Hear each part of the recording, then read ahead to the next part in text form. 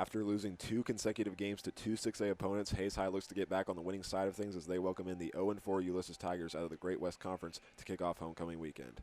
And with that, we say hello, everyone, from this beautiful night here at Lewis Field Stadium in Hayes, Kansas, along with our entire Tribe broadcasting crew. I'm Hank Corsair, and tonight we basically get 2 teams that come in looking to achieve the same goal of breaking their losing streaks, as Hayes High looks to avoid their first 3-game losing streak since the end of the 2020 season, and Ulysses is looking to break a 12-game losing streak with their last win coming in Week 1 of last season against the Colby Eagles. And tonight this will be the 13th all-time meeting between the two schools as Hayes High enters this game leading the all-time series 9-3 while riding a 4-game winning streak in the series, and which included last year's win at Ulysses 49-14. And like we said, Ulysses enters tonight's game at 0-4, but this is a very young team which only features 9 seniors on their roster, and for that this is a perfect chance for Hayes High to get back on the winning side of things. They were shorthanded in their loss last week, specifically in the backfield, but they are expected to get all running backs back tonight, including Malik Bob. But we will talk about that more in a little bit. When we come back, we will have our pregame coaches interview with head coach Tony Crow, as well as our team rundowns, games going on around the state, starting lineups, and we should have kickoff after that. So we'll be back in a moment. This is Hayes High Football on the Tribe Broadcasting Network. Hello, everyone, and welcome into another edition of the pregame coaches interview. As always, I'm joined by the head coach of the football team, Tony Crow. Coach, as always, thank you for taking the time to do this interview. And you guys are coming into tonight's game with a record of 2-2. So after a tough first half to the regular season, how has the health and attitude of the team looked? I think doing good. We understand that we could be 3-1, and we also understand that we could be 0-4. And so we think we're feeling pretty good where we're at. And we were a little dinged up last week, and it surely would have helped if maybe we'd had some other guys in there. But no excuses. Whoever we put on the field, we expect to win. So we're feeling pretty good. Last week, you didn't have your top 2 running backs, and you had to bring in Zane Viegra, who hasn't played the position much at all. So how do you think the team responded to that, and did you feel like there were any positive things that came out of a tough loss? Yeah, absolutely. I mean, I think our guys learned to maybe lean on some other guys other than Malik, putting the ball in his hands. And so then, when you're missing your next 2 running backs as well. And so Zane came in, and he rushed for nearly 80 yards. He had 78 yards and a score. And he's heartbroken about the 2 fumbles, but he came in, did well. He's never played running back before. He's our backup quarterback, he's our JV quarterback. And if you'd have told us he was going to give us 80 yards the other night, we would have been really pleased with that. And matter of fact, we would have all taken that and said that we're going to have a chance to be in the game. And he gave us a chance to be in the game. Halfway through the regular season, have you guys been pretty happy with where you are, and what's something you feel like needs to be improved on? Yeah, I think we're pretty happy where we're at. I mean, we would take 2-2. We want to always be, we want to win them all, but that Manhattan game was going to be tough. And then again, we were 1 play away from being 3-1. So, we feel pretty good where we're at. We've learned a little bit to battle through some adversity and maybe handle success a little better. We've tried to preach to the guys and let them know that every play counts. I mean, we are legitimately 2 plays away from not having to win, and 1 play away from having 3 wins. And so every play counts. And that's what we're trying to preach to them, and trying to maybe a little doubt creeping in, and we're trying to teach them how to get rid of some of that doubt and move on to the next opponent. You get Ulysses for homecoming tonight, so with all the distractions and events that come about during homecoming, is it difficult to manage the team and keep everybody focused? Yeah, there's a lot. It's a lot of fun, and we expect the guys to have a lot of fun, and we want them to have a good time, and they did. And we kind of lost our cool a little bit and had a little too much fun at the bonfire last night, but the guys are having fun with it, and they're passionate, and that's what we want out of them, is one to be passionate and love what they're doing and love their team, and our guys do, and they love each other, and they're having fun they love their school, they love this community, and they want to represent well for us. And sometimes it gets a little misguided, and we got to turn it in the right way. But we've got a lot of guys that really love playing football and love playing football for Hayes High. Even though Ulysses enters tonight's game at 0-4, what do you see from them that will challenge your guys tonight? They've got a really good quarterback, and he's maybe the most dynamic one we've seen. He probably is. He can run and throw, and he's all over the place. So he's going to challenge our defense quite a bit. And then defensively, they like to pack a bunch of guys in the box and try to stop the run. And that's obviously been our strength for the last couple of years. And so we're going to have to find different ways to score and move the ball without just being able to lean on a run game. And Malik's questionable again tonight, and our backup running back's back, but we have to find other ways to win rather than just lean on our offensive line all the time to be able to run the ball. And final question, starting the second half of your season tonight against Ulysses, what are your goals for the second half of the season as you prepare for the playoffs? We're taking it game by game. We really want to. We haven't talked a whole lot about it, and I'm going to get with the seniors after this game and talk more about it. But we really want to run the slate. We think if we finish 6-2, we can host a home game again, maybe a couple of them. But if we think that we've got an opportunity now with our schedule getting a little easier, that we could maybe win them all down the stretch and put ourselves in a good spot for the playoffs. Yep. And that'll do it for the pregame coaches interview. Coach, as always, thank you for taking the time to do it. Good luck tonight. Go Indians. Thanks, Hank. Appreciate it, man. All right. Back here at Lewis Field Stadium on the pregame show as Hayes High gets ready to take on Ulysses for their homecoming game. We'll get you the team rundowns here in a second, but before we do that, we'll let you know about some games that will be going on around the state tonight. And we will note Hayes High is the only WAC team that is not playing another WAC team tonight, so we'll start off with those two games that both feature WAC opponents. We'll start off with Dodge City, who's traveling to Great Bend tonight, as both teams look for their first win in WAC play, and both are looking to go 3-2. And the other one, Liberal, travels to Garden City, and both teams are trying to start off 2-0 tonight in the WAC, and Liberal is looking to remain undefeated. And 30 minutes east from here, TMP travels to Russell as the Monarchs look for their first win over the Broncos since 2020. And Hayes High's first game was against Junction City, and tonight they get Washburn Rural, who is 4-0, coming off of a huge win against Manhattan last week, and Junction City is trying to extend their winning streak to 4. And speaking of Manhattan, who Washburn Rural played last week, they are looking to get back on the winning side of things as they play host to the Emporia Spartans, who are looking for their first win of the season. Hayes High's Senior Day game, which is their next home game, will be against Topeka, and tonight they play host to Wichita Northwest, who is coming off of a loss to Wichita East last week, by a score of 34-28. And this one is a notable game for Ulysses, who plays in the 4A West. As the number one team in the 4A West, Coffeyville plays host to number 2 Wamego as they fight for first place. And this last one is a notable game for Hayes High, who plays in the 5A West, as both Valley Center and Salina Central enter at 3-1, as Valley Center is number 6 in the district and Salina Central is number 7.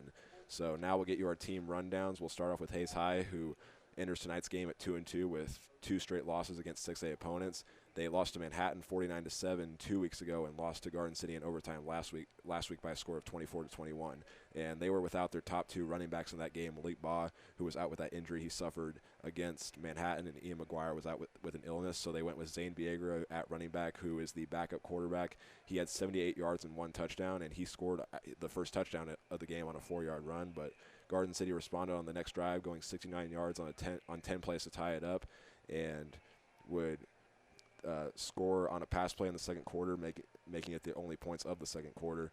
And in the third quarter, Hayes High forced a turnover on downs for the Buffaloes, and Carter Graham found Braden Meckel on a 24-yard passing touchdown. And the Indians also later on in the game turned it over at the Buffalo 1-yard line, and then Wyatt Kirkpatrick blocked and recovered a punt in the end zone for the touchdown. But then Garden City would tie it up and send it to overtime, in which Hayes High would get the ball first, turn it over, and then Garden City would turn it into 3 points and win it 24-21. So that was a tough start to the season for the Indians, but the ending looks much better as they will get Dodge City on the road next week and then travel to Liberal and finish off their regular season at home against Topeka for Senior Day.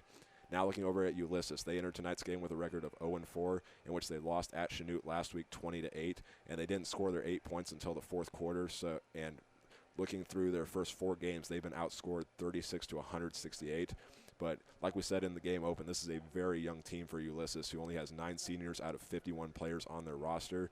And their quarterback leading the way for them is Aiden Alvarado, who only completed 5 passes last week for just 40 yards. But he relies on his legs, as he had 20 carries for 120 yards last week. And Alvarado is also joined in the backfield by junior running back Joel Guadarrama, who had 11 carries for 60 yards and a touchdown last week against the Blue Comets.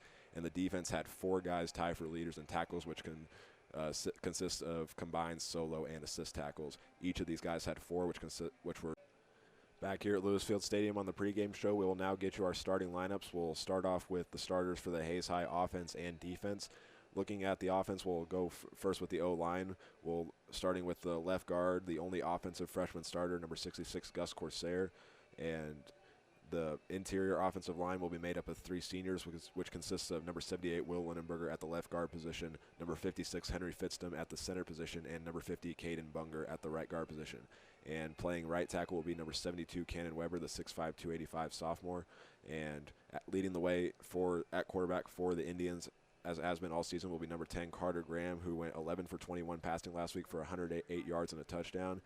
And joining him in the backfield, Malik Baugh, who is questionable tonight, as we talked about on the pregame show with Tony Crow. He did not play last week due to the injury suffered against Manhattan. So If he's unable to go, it'll most likely be Ian McGuire, who comes in with 15 carries for 66 yards and 1 touchdown. And also Dawson Reuter will be at number 80. Dawson Reuter, the 6'6", 255 sophomore, will be at the tight end position. And then the wide receivers will consist of number 13, Jonathan Cano, the 5'10", 165 junior, who leads the team in receptions with 17. Jarek Purdy, number 15, the sophomore, who leads the team in receiving yards with 148. And Braden Meckel, number 16, standing at 5'10", 185, who got his first 3 catches of the season last week, going for 40 yards and a touchdown. So looking over at the Hayes High defense, we'll start with the defensive line, which will consist of number 48, Tanner Geist, who so far this season has gotten 5 tackles, with one of those being for a loss and also forcing a fumble along the way. Next to him will be number 35, Cyrus Johnson, who has 3 tackles this season along with 2 sacks. And Slade Salmons will make up the defensive line as well, number 63, who leads the team in sacks with 3.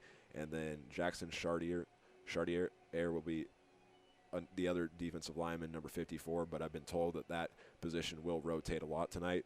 Now looking over at the linebacker position, which will consist of number 22, Dalton Myers, number 45, Wyatt Kirkpatrick, and number 44, Derek Waugh. This is probably the most talented group on the defense for Hayes High, which Wyatt Kirkpatrick did get that blocked punt last week, and he comes in tonight leading the linebackers with 23 tackles. Dalton Myers also has 1 interception, and Derek Waugh has 25 assist tackles as well. Now looking over at the Hayes High secondary, which will consist of number 14, Cooper Lindenmeyer, who comes in with 12 tackles and an interception. The safety will be Dante Junker, who has 9 tackles, tied for second with the secondary position. Strong safety will be number 11, Kamani Jones, who has 6 tackles and 1 assist tackle as well. And number 21, Johnny Rigler, who had his first interception of the season last week as well. He also comes in with 9 tackles, tied with Dante Junker. Now looking over at the starters for Ulysses, we weren't provided with heights or weights for any of the players, so we'll just go across with the line first, which consists of the junior, number 63, Caden Bames at left tackle, Carson Warner, number 55, at the left guard position. Carmelo Orozco will be the center, number 54. And right guard will be number 57, Orlando Fierro. And the right tackle will be sophomore, number 77, Brody Britton. And the offensive is led by number 7, Aiden Alvarado, who, as we said on the team rundowns, went 5 for 12 and 40 yards passing last week. But he's more of a running quarterback, in which he had 20 carries for 120 yards. And he's joining the backfield by number 15, Joel Guadarrama, who enters tonight's game with 44 carries for 146 yards and 1 touchdown, making him the team's leading rusher. And just like Hayes High, Ulysses also works in the tight end, which will be the freshman, number 84, Austin Leyva.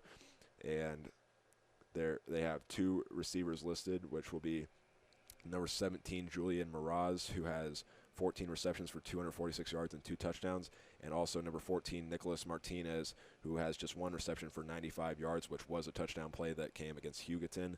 And now looking over at Ulysses' defensive starters, which they run a 3-4 defense, and look at the defensive line, which will consist of number 51, Anthony Mendoza, who comes in with 10 tackles, leading the way for the defensive line. And next to him will be number 71, Jonathan Pauda, who has 2 tackles, 2 assists, and 1 sack. And the defense, and to round it off, will be number 33, Elvis Rojas. And the linebacker position is led by all-conference player a year ago, number 54, Carmelo Orozco, who is the starting center as well. Comes in with 11 tackles, 18 of those being with 18 assist tackles as well, and the only sack for the linebackers. And number 38 will also be made up of the linebacker position. That's Jacob Gonzalez, who comes in with 9 tackles and 5 assist tackles. Number 43, Julian Rosales will lead the linebackers in tackles coming into this game with 12 tackles and 5 assists as well. And then to round it off will be number 47, Jackson Hauser, who comes in with 10 tackles and 7 assist tackles. Now looking over at their secondary will consist of number 2, Preston Hill, who has the team's only interception with as well as 5 tackles to go with it. The free safety spot will be number 1, Roman Romero, who has 5 tackles and 2 assists. And strong safety position will be number 3, Christian Perez, who leads the DBs in tackles with 11.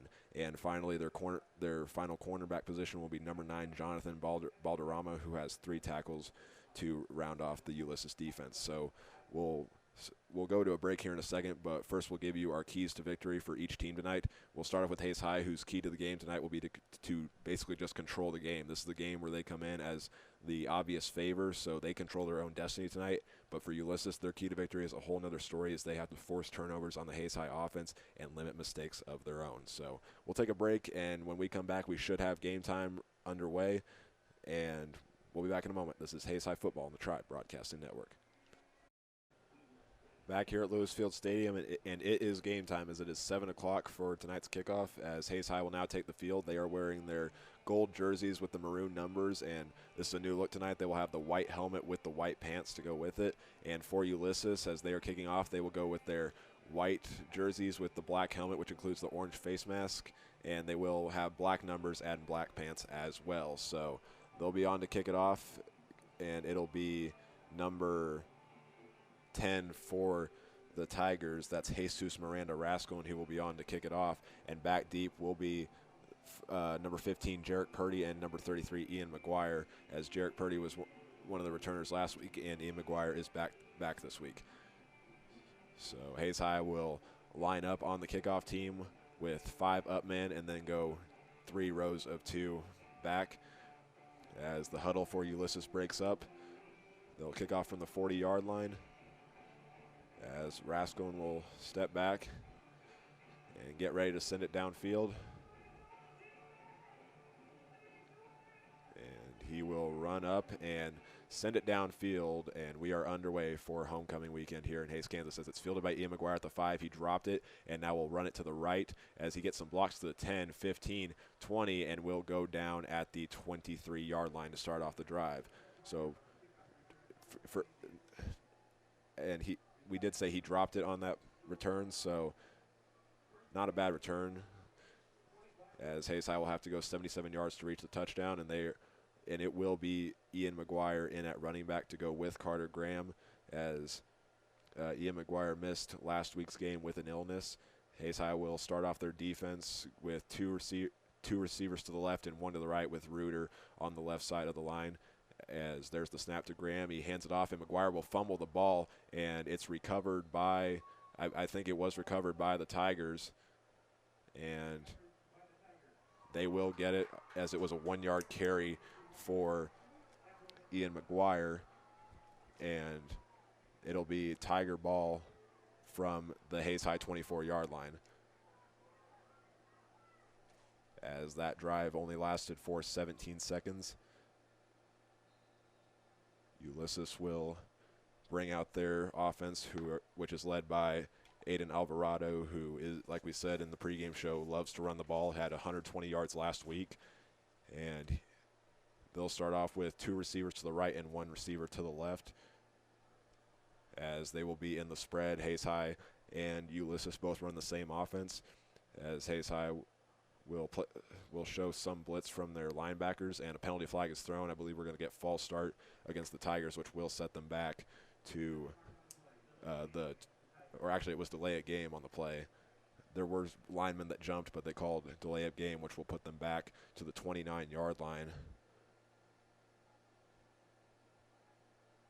as they'll keep the same formation with 2 receivers to the right and 1 to the left.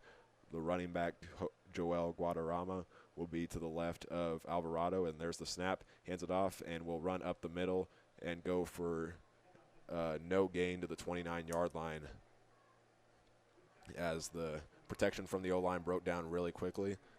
And it'll now be 2nd down and 15 for the Tigers from the 29-yard line, as Hayes High's defensive front will consist of the usual, which is number 48, Tanner Geist, number 35, Cyrus Johnson, number 63, Slade Salmons, and number 54, Jackson Chartier, which we did say that position will rotate tonight, as they'll now put 2 receivers to the left for the Tigers and 1 to the right. There's the snap to Alvarado, hands it off. It'll be the Julian Miraz, who runs up for a decent gain to the 26-yard line. That'll be a 3-yard pickup, and bring up 3rd down and 12 for the Tigers, as they ran on the halfback draw to the left. And or correction, it was actually the halfback zone to the left, as they will now keep that same formation with one receiver to the left and two to the right.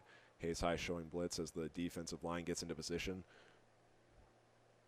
And there's the snap. It's a direct QB snap. Aiden Alvarado will run to the left, get some good blocks, and then go out of bounds at, I believe they'll mark him out at the 17-yard line, making that a 9-yard pickup, which great pickup on the play there, but it's still not enough for the first down after that delay of game penalty set them back.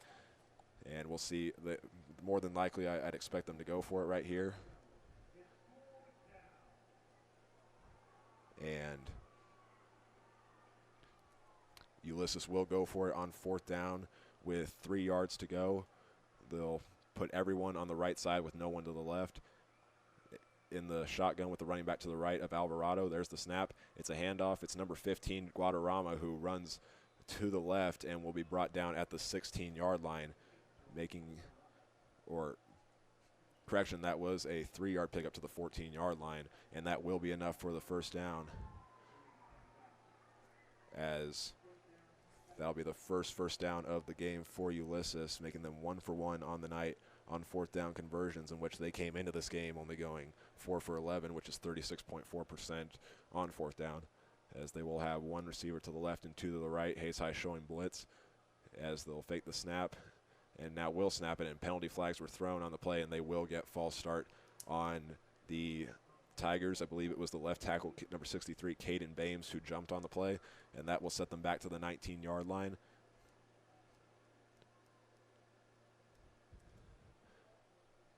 As that will make it 1st down and 15 for the Tigers. All their yards so far on this drive have came through the ground, in which they have picked up 15 on 4 carries, which their first one didn't go for anything. And now they will have 2 receivers to the right and 1 to the left. Hayes High will play their guys back, and there's the snap to Alvarado as he rolls to the right and is getting pressured by the defense and will be brought down by number 54 of the Indians, Jackson Chartier, and that will bring them back to the 22-yard line of Hayes High.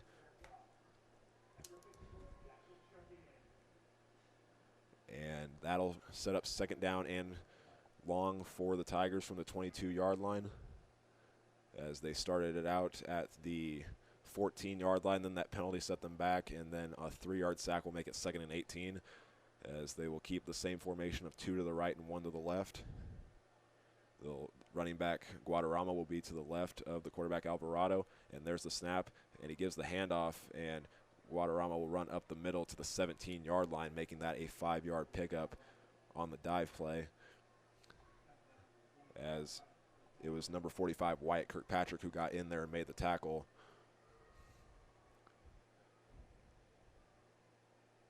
And now it'll be 3rd down for the Tigers from the 17-yard line, and they're needing to get to the 4-yard line to keep the drive alive, so making this 3rd and 13, as they will have the running back to the left of Alvarado and 2 receivers to the left and 1 to the right, as they bring the tight end in, Austin Leyva, and I believe we got a timeout called by the Tigers, and that's just what it was. So we'll step away as they talk things over, and we'll be back in a moment. This is Hayes High Football on the Tribe Broadcasting Network. Back here at Lewis Field Stadium following the timeout by Ulysses, as they will now set it up 3rd down and 13 from the 17-yard line, needing to get to the 4-yard line, and they'll put trips to the right as they try to convert here on 3rd down. It will be the same backfield of quarterback Aiden Alvarado and running back Joel Guadarrama, as Hayes High is showing blitz, bringing one of the linebackers up, as there's the snap. Alvarado with the 3-step drop is getting pressured. Myers dive for his feet and misses. Now he'll take off to the right and break one tackle and then go down at the 12-yard line, making that a 5-yard pickup. And it was the quarterback. It was originally supposed to be a pass play, but there was no one open, so he rolled to the left and was able to get past the linebacker Dalton Myers, and Derek Waugh came in and made the tackle, as that will now put the Tigers at the 12-yard line with 8 yards to go.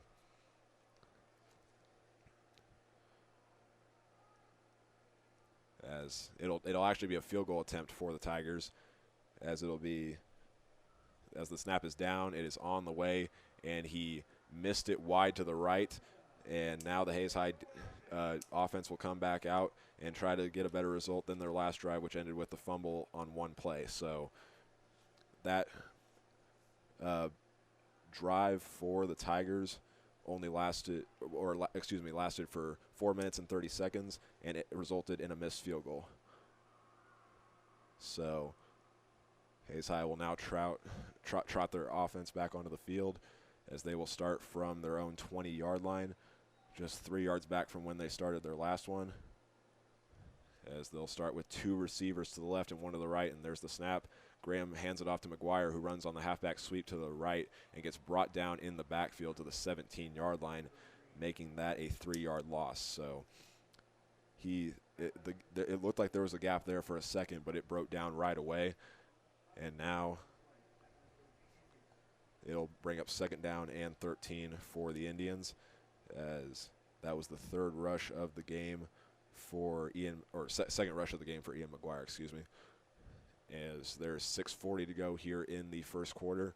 Hayes High will keep that same formation of 2 receivers to the left and 1 to the right. This time, McGuire will line up behind Graham, as there's the snap, and it will be a pass play to Jonathan Cano as he catches it at the 15 on the screen to the 20, 25, and break out to, I believe, the 27-yard line as well. They'll mark him down for a 10-yard pickup, leaving him just 3 yards short of the first down. And first 3rd down opportunity here for the Hayes High offense, as that was Graham's first completion of the game, and it goes for 10 yards. As Hayes High will line up with 2 receivers to the right and 1 to the left. There's the snap to Graham, hands it off to McGuire, who runs up the middle to the 30, gets some blocks to the 35-40, gets a great block, and now we'll go to midfield to the 45-40 with 1 man to beat to the 30, 20, 15, 10, 5, touchdown Hayes High. He got the blocks and took it straight up the middle to the house for the 73-yard score, and Hayes High will get the first points of the game to go up 6-0 with 6:15 to go.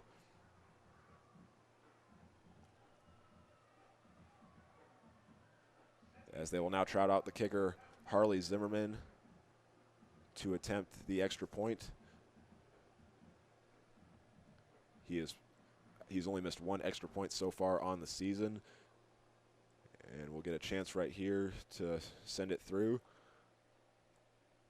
Out of the hold of Jarek, I believe that's Jarek. No, it's Jonathan Cano, but either way, Zimmerman actually missed it, and Hayes High will go up 6-0 with 6:15 to go following the 73-yard touchdown run from Ian McGuire.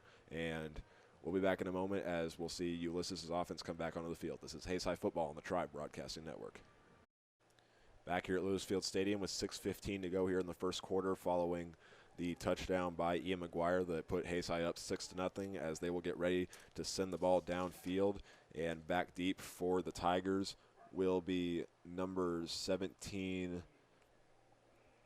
Julian Miraz, and I believe that's number 3, Christian Perez, who's also back there with him, as Harley Zimmerman will get ready to send it downfield.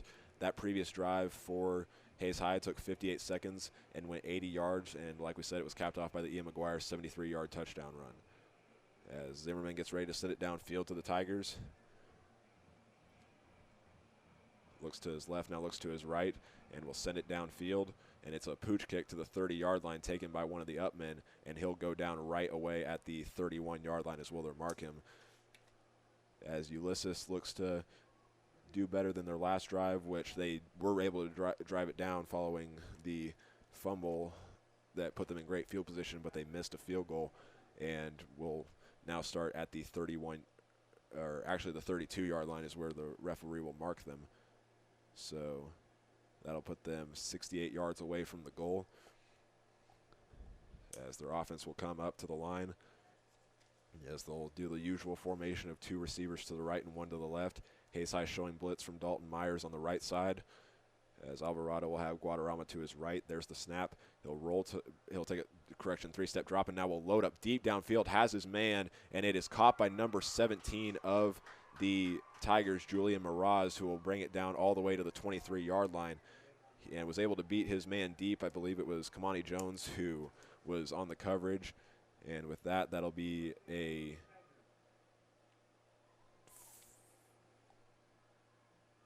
45-yard pickup for Ulysses and put them down to the 23-yard line. As that's the first pass thrown in the game for Alvarado. It wasn't the first pass play, as a lot of his have been ones where he's had to roll out and try to run it, as he'll get the snap right here. And we'll get good protection this time, and now we'll roll back to the right, looking downfield, trying to find an open man, and will find an open man inside the 10-yard line. And once again, it's Julian Miraz who will take it down inside the 10-yard line. I believe they'll mark it down at the 9, and that is just where they'll mark him, making that a 14-yard pickup, as those have been that was the third pass play of the game overall, and second from the Tigers. And like we said in the pregame, this is not a team that passes the ball really much. They mostly rely on their run game. So that will give them 59 passing yards so far, making Alvarado 2 for 2 tonight. As they'll come up to the line in the shotgun, and we'll hand it off up the middle to Guadarrama to the 6-yard line, making that a 3-yard pickup on the halfback dive. Brought down, I believe, by one of the linebackers for Hayes High. And one of the players will come out of the game for Ulysses. It's number 6, Edgar Porras, the sophomore wide receiver, as Guadarrama comes back in.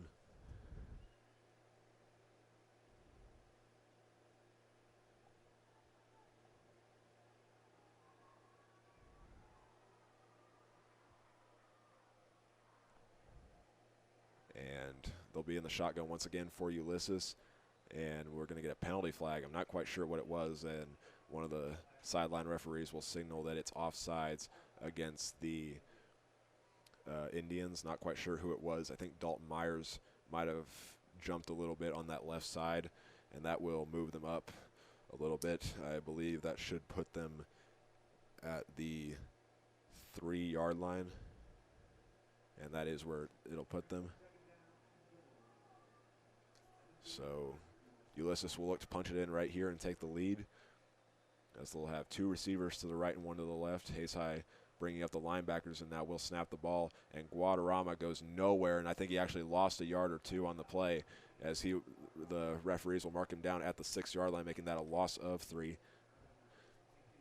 And not quite sure who it was who got to the backfield, but that'll make it 3rd down and goal for the Tigers, as they are 6 yards away.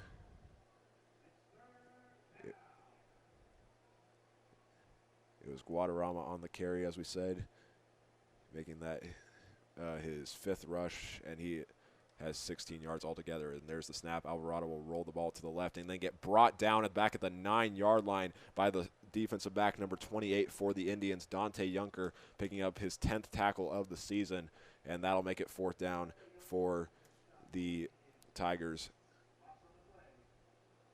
as that will set them back to the 10-yard line on a loss of 4 by the quarterback Alvarado.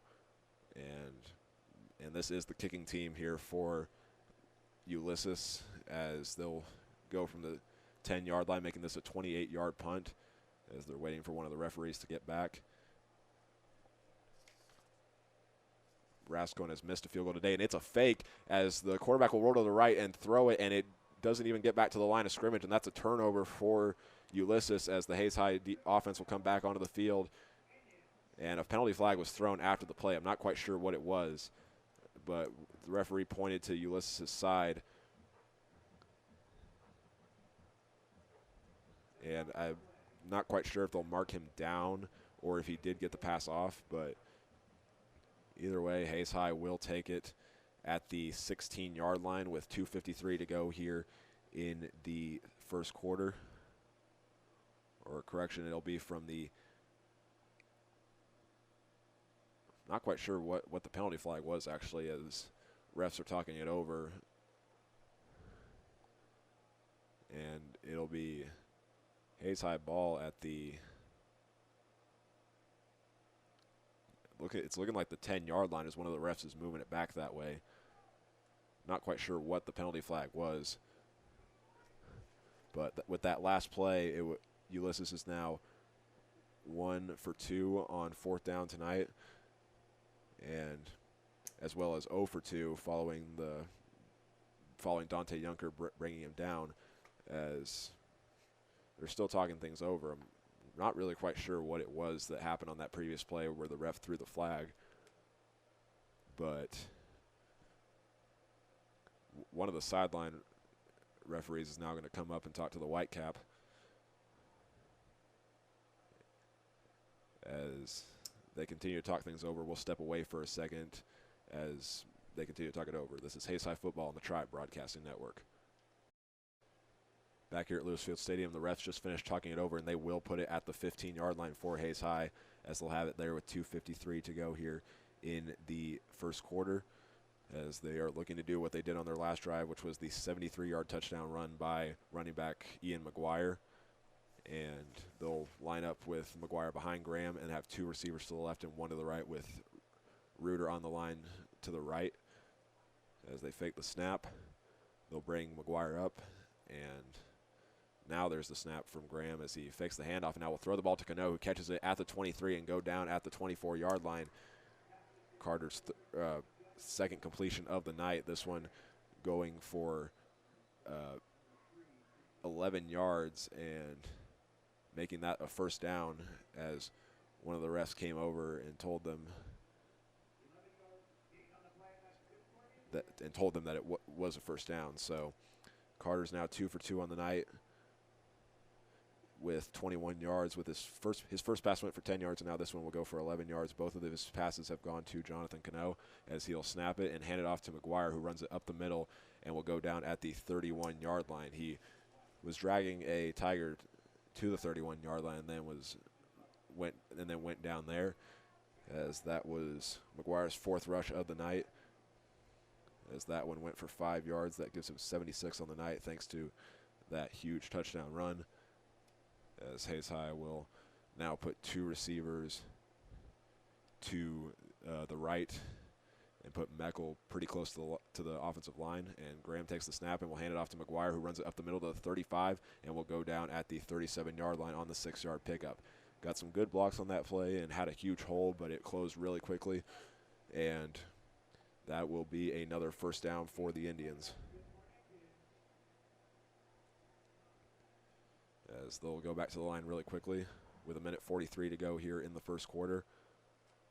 We'll have 2 receivers to the left and 1 to the right. Reuter on the right of the line of scrimmage, or on the right of the offensive line, as Graham will look to the sideline to get the play call from offensive coordinator Cole Cherryholmes, as he'll take the snap now and hand it off to McGuire on the dive up the middle. Now we'll juke past some defenders and go down to the 47-yard line, and I believe they'll make that another first down. We'll see what they say right here.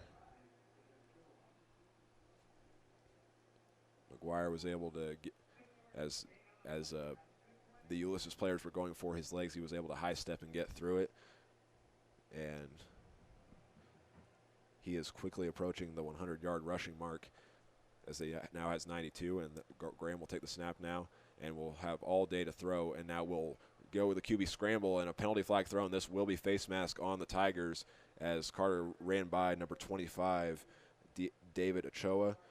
He reached out and grabbed Carter's face mask, and that will mark him down at the 46-yard line, but he will get extra yardage because of the penalty, as that was Carter's first rush of the night, going for 7 yards. They will call face mask against the Tigers and move the ball up.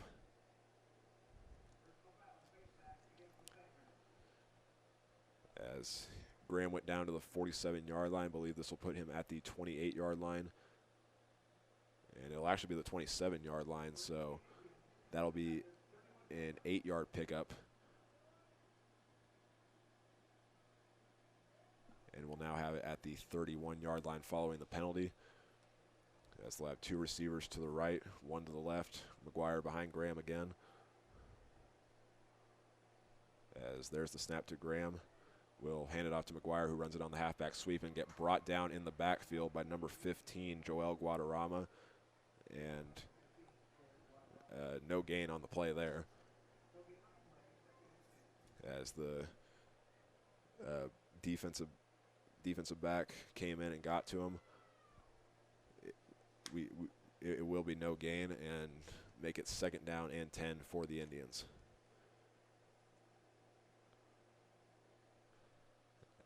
As they'll put 2 receivers to the right and 1 to the left, with McGuire sitting behind Graham and showing blitz from Ulysses, as Graham will take the snap out of the shotgun and will run up the middle with McGuire for the 3-yard pickup to the 28-yard line, and that will bring us to the end of the first quarter, as Hayes High will lead it 6-0 on a huge touchdown play, and Ulysses has failed to capitalize as they've had a turnover on downs and a missed field goal. So we'll be back in a moment, and we'll have the second quarter for you. This is Hayes High Football on the Tribe Broadcasting Network. Back here at Lewis Field Stadium as we get ready to start the third quarter, as Hayes High leads Ulysses 6-0, as they will start from the Tiger 28-yard line. During that break, we were able to get one score update for you in a game that's happening just half an hour east of here, as at the end of the first quarter, TMP and Russell still have no score. And now we'll see what Hayes High can do right here, as they'll line up with 2 receivers to the left and 1 to the right. Linebacker showing blitz for Ulysses. Graham will take the snap on a 2-step drop, and now we'll throw it to the sideline, and it's caught at the 22-yard line by number 13, Jonathan Cano. All passes so far tonight for the Indians have been on connections between Graham and Cano, as they will mark him down at the 22-yard line, making that a 6-yard pickup. And I just said Graham is 3 for 3 tonight with 3 receptions by Cano. As they'll look to the sideline, a timeout was called by Ulysses before the snap got off. So we'll step away as Ulysses will talk things over here on 4th down and 1. And we'll see what happens right here, as Hayes High so far tonight has not had a 4th down conversion so far, or attempted a 4th down conversion. So we'll be back in a moment. This is Hayes High Football on the Tribe Broadcasting Network. Back here at Lewis Field Stadium following Ulysses calling their second timeout. Hayes High will now go for it on 4th down with 11:23 to go from the 22-yard line, as it'll be 2 receivers to the right and 1 to the left from the left hash, as Graham will take the snap and hand it off to McGuire and run it up the middle. And I think he was actually stopped short, depending on where they'll spot him at. And they'll run up and mark him down at the 21-yard line, and I'm not sure if that's a first down or not. They might come out and measure this. But either way, he's marked down at the 21-yard line, making that a 1-yard pickup for Ian McGuire, making that his 9th carry of the night, and he has 96 yards altogether.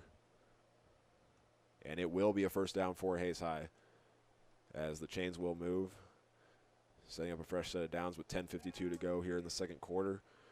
And Hayes High will now put 2 receivers to the right and one to the left again, as the secondary will come up for Ulysses to play close. And there's the snap to Graham on a 3-step drop. Loads up to the right corner of the end zone, and it is tipped and incomplete, intended for number 16, Braden Meckel, and tipped by the number 17 of the Tigers, Julian Miraz, who was on him pretty close, and Carter just couldn't get enough air under it. If that probably went a couple more yards, he would have had him, but it was tipped and fell incomplete, and that'll be 2nd and 10 for the Indians, as they'll get the call from their offensive coordinator. They'll keep the same formation, as Ulysses will keep the same defensive play call of bringing up their secondary. And Graham will take the snap, and now we'll throw it right away, and almost caught by Jonathan Cano. Went right through his hands at the 10-yard line as he went on the slant route, and that'll bring up 3rd down and 10 from the 22-yard line, as Hayes High will look to convert on another one right here. 10:33 to go, as Hayes High got that first down on the 4th down run by Ian McGuire, and now has thrown 2 consecutive incomplete passes. And they'll keep that same formation, as the linebackers for Ulysses will show blitz. There's the snap. It'll be handoff to McGuire as he runs to the right. Will try to run through a Tiger and go down at the 18-yard line on the 4-yard pickup, and that'll make it 4th down for the Indians. We'll see if they decide to kick it right here or go for it, as we have 10:16 to go. And they'll look to the sideline, and the kicker's not coming out. Hayes High is going to try and go for it right here. as McGuire reached the 100-yard rush mark on that carry. They'll put McGuire behind Graham and now put 2 receivers to the left and 1 to the right here on 4th down, as there's the snap to Graham. He 4-step drop, and now we'll throw, and it is caught down at the 6-yard line by Jonathan Cano, and that'll be another 1st down for Hayes High as those two connect once again. He had him on the out route and went down to the 12-yard line, or correction, to the 6-yard line, and it was a 12-yard pickup. So Carter Graham has 39 passing yards, and Jonathan Cano has 39 receiving yards. He'll take the snap and hand it off to McGuire, who jukes out a man and goes to the 5 and down to the 3-yard line. There was another handoff up the middle for Hayes High as McGuire tried to juke out his man, and I think they'll mark him down at the 3-yard line, as it'll be 2nd and goal.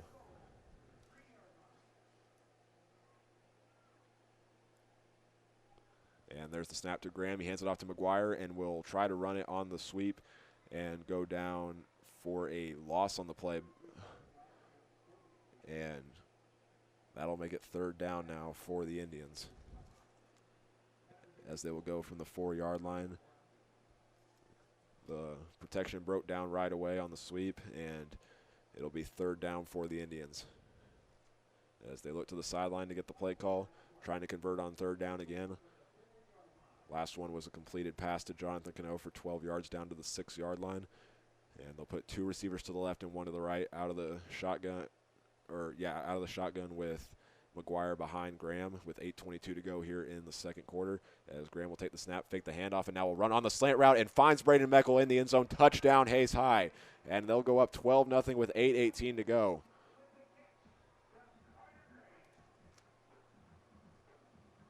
Great way to finish off that drive. The previous 3rd down conversion was a touchdown, and now this one is a touchdown. Or wait, correction. The previous 3rd down conversion was a completed pass, and now the 3rd down conversion is a complete. This 3rd down completion is a pass that goes for the touchdown, as it is a low kick for the field goal, and it goes right through, and Hayes High goes up 13-0. As we'll be back in a moment with 8:18 to go. We'll get Ulysses offense back on the field, and we'll be back in a moment. This is Hayes High Football on the Tribe Broadcasting Network. Back here at Lewis Field Stadium, Hayes High's Harley Zimmerman gets ready to kick it off to the Tigers following that touchdown drive for the Indians, which went 16 yards, or 85 yards on 16 plays, and was capped off on a 4-yard touchdown pass from Carter Graham to Braden Meckel.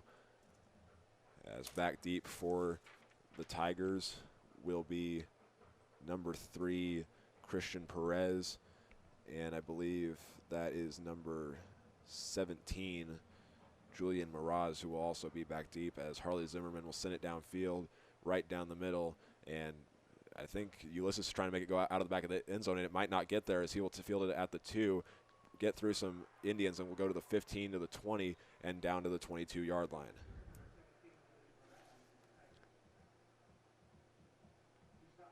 As Ulysses will start this drive with 8:12 to go in the 2nd quarter, marked down at the 22-yard line, trying to get something going on offense, as their first drive resulted in a missed field goal, and their next one looked like it was going to be a field goal, but it was a fake, and they did not get it. So we'll see what the offense can do right here, as they'll put 2 receivers to the left and 1 to the right. Same backfield of Aiden Alvarado and Joel Guadarrama, as Guadarrama's to the right of Alvarado. There's the snap, and it'll be a QB draw, and we'll get just a couple yards after a gap opened up, and it'll be 2nd down and 8 for the Tigers, as we have 7:58 to go here in the 2nd quarter. We'll try and get some score updates for you as soon as those are available. And they'll actually mark him down at the 25-yard line, making that a 3-yard pickup for Alvarado. And they'll put everyone on the right side for Ulysses, as he'll take the snap and hand it off to Guadarrama again. And this time he is going nowhere, as he just gets back to the line of scrimmage. And that'll make it 3rd down and 7 now for the Tigers, as we have 7:22 to go here in the second quarter. Hayes High leads at 13-0, and they'll bring one of their players out. I think it was number 47, Jackson Hauser, who come out, and Edgar Poras will come in.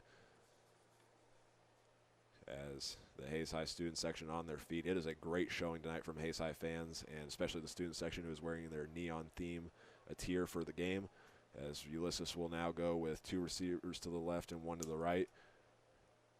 And there's the snap. Alvarado on a 5-step drop, getting pressured, and now will roll it to the left and was able to get the pass off, and it's completed to the 35-yard line. And the first down pass to number 15, the running back, number 15, Joel Guadarrama. And I think they'll actually mark that as an 11-yard pickup, which is still enough for the first down. As that was a huge conversion there for the Tigers, as they've completed all but 1 pass, which was the fake field goal attempt. And now Alvarado's got 70 passing yards so far tonight, as they'll have it on their own 36.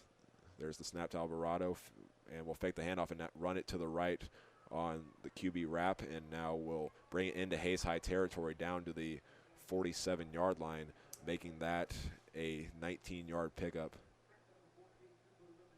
He was able to fake out the Hayes High defense and get past one of the defenders, and they'll bring it into Hayes High territory for it's their first time I believe it's their first time crossing midfield with 6:25 to go here in the second quarter.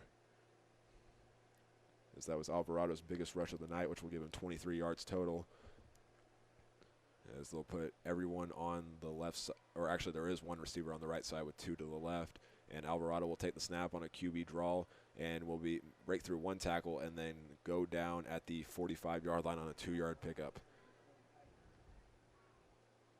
Last play was a fake handoff. This one was just a QB draw, and now it'll be 2nd down and 8 for the Tigers from the Hayes High 45-yard line.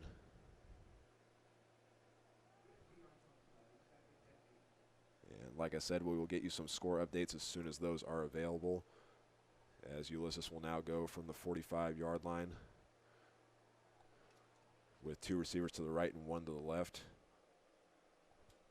And Alvarado will take the snap, 5-step drop, rolling to the right, and is getting pressured by the Hayes High defense, and now will run it and break through 1 and go out of bounds at the 40-yard line, making that a 5-yard pickup.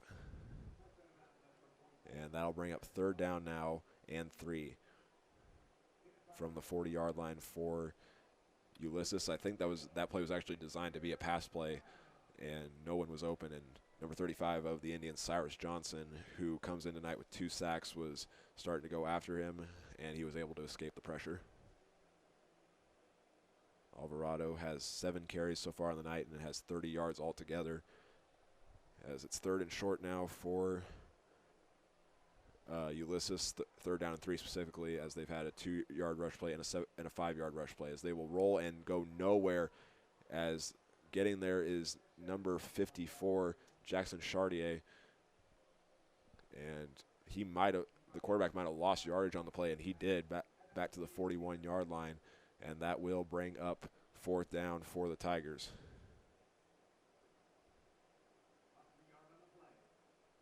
And we'll see if they decide to go for it. They can punt it if they decide to, but not quite sure what they'll do, as they'll put 2 receivers to the right and 1 to the left. I think they're actually going to try and go for it right here as the clock ticks down to 4:42 here in the second quarter.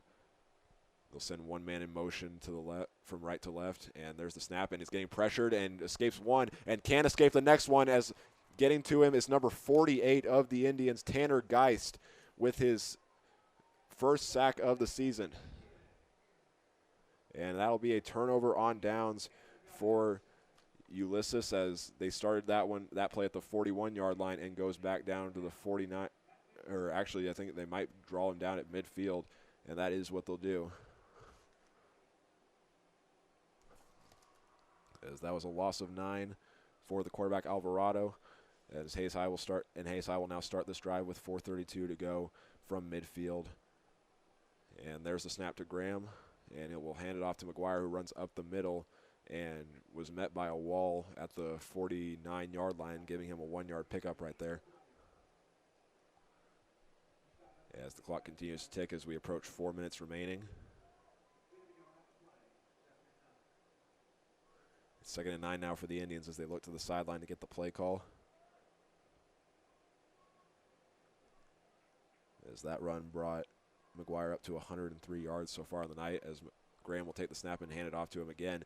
Gets free from Ulysses, and now will go to the 45 and out of bounds at the 44, but a penalty flag was thrown on the play. Not quite sure what it was.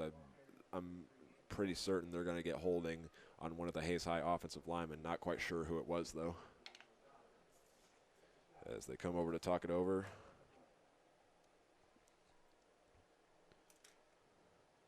As they talk it over, we'll try and get you some scores right here. We'll first try and look if we can get one from Manhattan against Emporia, and in the second quarter, Manhattan is demolishing the Spartans 38-0, and the call was holding on that last play, which will set them back 5 yards to the 45-yard line.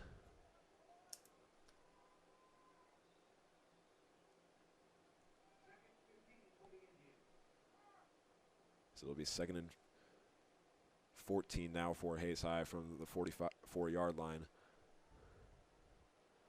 They'll send 2 receivers to the left and 1 to the right with Reuter on the left side of the line, and Graham will be back to throw with great protection. Loads up downfield for Jarek Purdy, and it is batted away and incomplete by number 3, Christian Perez.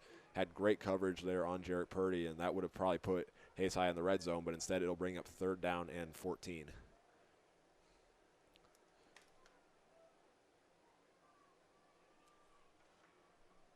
As we have 3:48 to go here in the first half. Carter Graham now 5 for 8 throwing, and he's thrown for 45 yards, 39 of which of those yards have been to Jonathan Cano, and the other 6 to Braden Meckel on the 2nd touchdown of the game for the Hayes High offense. This time they'll have no one on the left side besides the tight end Reuter, and they'll put trips to the right. There's the snap. Graham fakes the handoff, and now will drop back, has all day to throw with great protection. Now will load up, intended for Ian McGuire, and he overshoots him, and he faked the handoff and then sent Ian McGuire on the go route, and that'll make it 4th down and 14 for the Indians. As that penalty set them back, they will more than likely punt it right here, as that'll be a 3 and out for Hayes High if they do decide to punt it. And we have 3:41 to go here in the first half, as 15 seconds remain on the play clock. We'll have 2 receivers to the left and 1 to the right. We'll see if they decide to punt it, and Graham will take the few steps back and send it downfield. It's a very high punt and going out of bounds at about the 33-yard line. So Ulysses had a turnover on downs and then forced a 3 and out, and now we'll take over with 3:35 to go, as we'll keep it right here as their offense comes back onto the field. Has not been able to get anything going so far, as they've had 3 offensive possessions, which include a missed field goal, a turnover on downs, which was a fake field goal attempt, and then another turnover on downs, which was that sack by Tanner Geist. As they'll set up here at the 35-yard line.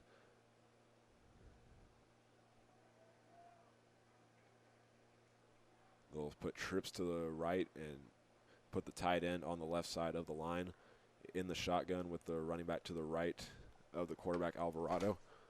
And there's the snap, and he'll try and run it up the middle and didn't have any room to go, and now we'll try and roll to the right looking for someone to throw it to, and we'll get hit out of bounds at the 37-yard line. And he was able to pick up positive yardage on that play as no one was open. And, yep, they will mark him down at the 37-yard line. As we have 3:27 to go, or 3:28 to go as they stop the clock. Making that a 2-yard pickup. Alvarado, that was his 10th rush, giving him 22 so far on the night. As they'll now put 1 receiver to the left side and 2 to the right. Tight end lined up on the right side and in the shotgun once again. Alvarado looks to his left and now looks to his right and will fake the snap and now will snap the ball. Has getting pressured and now will try and run it up the middle and is just barely gets out of the backfield and will go up to the 39-yard line, maybe the 40-yard line as well. They'll mark him down, and we do have an injured Hayes High player. It's the linebacker number 44, Derek Waugh, who was injured on the play, as we have 3-8. Back here at Lewis Field Stadium with 3:18 to go here in the second quarter following the injury timeout. It was Derek Waugh that went down. He was able to get up for just a few seconds, but then immediately went down. It had something to do with the upper part of his leg. We'll see if he returns here in a moment, as they'll put trips to the left for Ulysses and keep that same backfield of Alvarado and Guadarrama. And it's 3rd down and 6 for Ulysses, as Hayes High tries to force the 3 and out. There's the snap to Alvarado, gets pressured once again, and now this time he will be brought down in the backfield. There were multiple Indians on the play that got to him. It was Tanner Geist and Slade Salmons that got to him, and it might have actually been Derek Waugh who did come back into the game there. And that will bring them back to the 38-yard line, making that just a 1-yard loss on the play. I think it was intended to be a QB draw as he stepped back, and then as Alvarado stepped back and then ran the ball up while tucking it in. And it'll be 4th and 9, and I believe they're going to try and go for it, and that is what they're going to do. They do what Hayes High does, where they'll line up like they're going to go for it on 4th down and then punt it. Although they do not take a step, although the Tigers do not take a step back, they just take the snap from where the quarterback fields it and then punts it right away as it goes down to the 42-yard line. As that drive only lasted 1 minute and 11 seconds, as the Ulysses Tigers have been unable to get anything going so far tonight. The refs will mark the punt down at the Hayes High 41-yard line, as Hayes High will try and try to get a better result than their last drive, where they had to punt it away on a 3 and out. They'll line up with twins to the right and one to the left, and it'll be a wide receiver sweep by Jonathan Cano, brought down back to the 36-yard line, making that a 5-yard loss for his first carry of the game, as pressure came from the left and he was unable to get past it.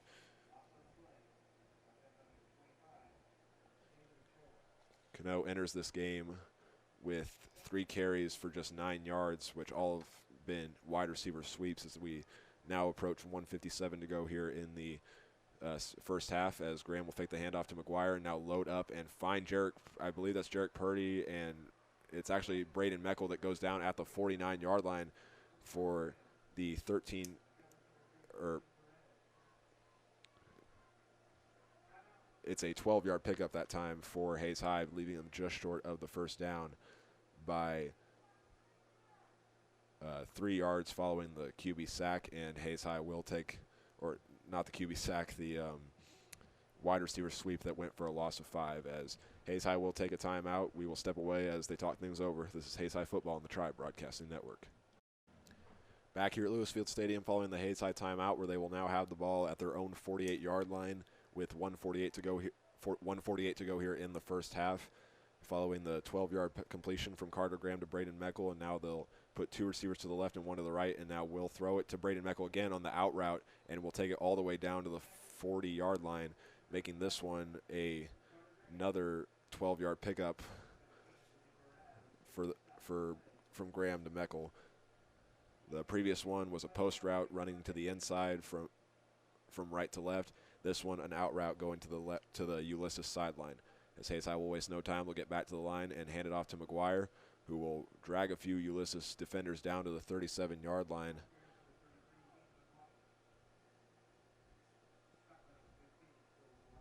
And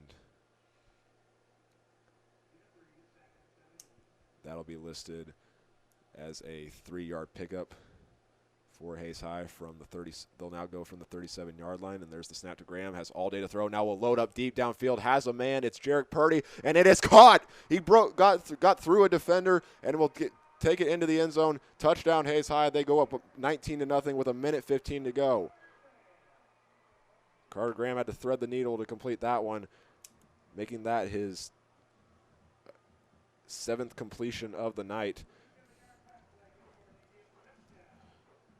That one from 37 yards to Jarek Purdy. And now they'll trot Harley Zimmerman out to attempt the extra point.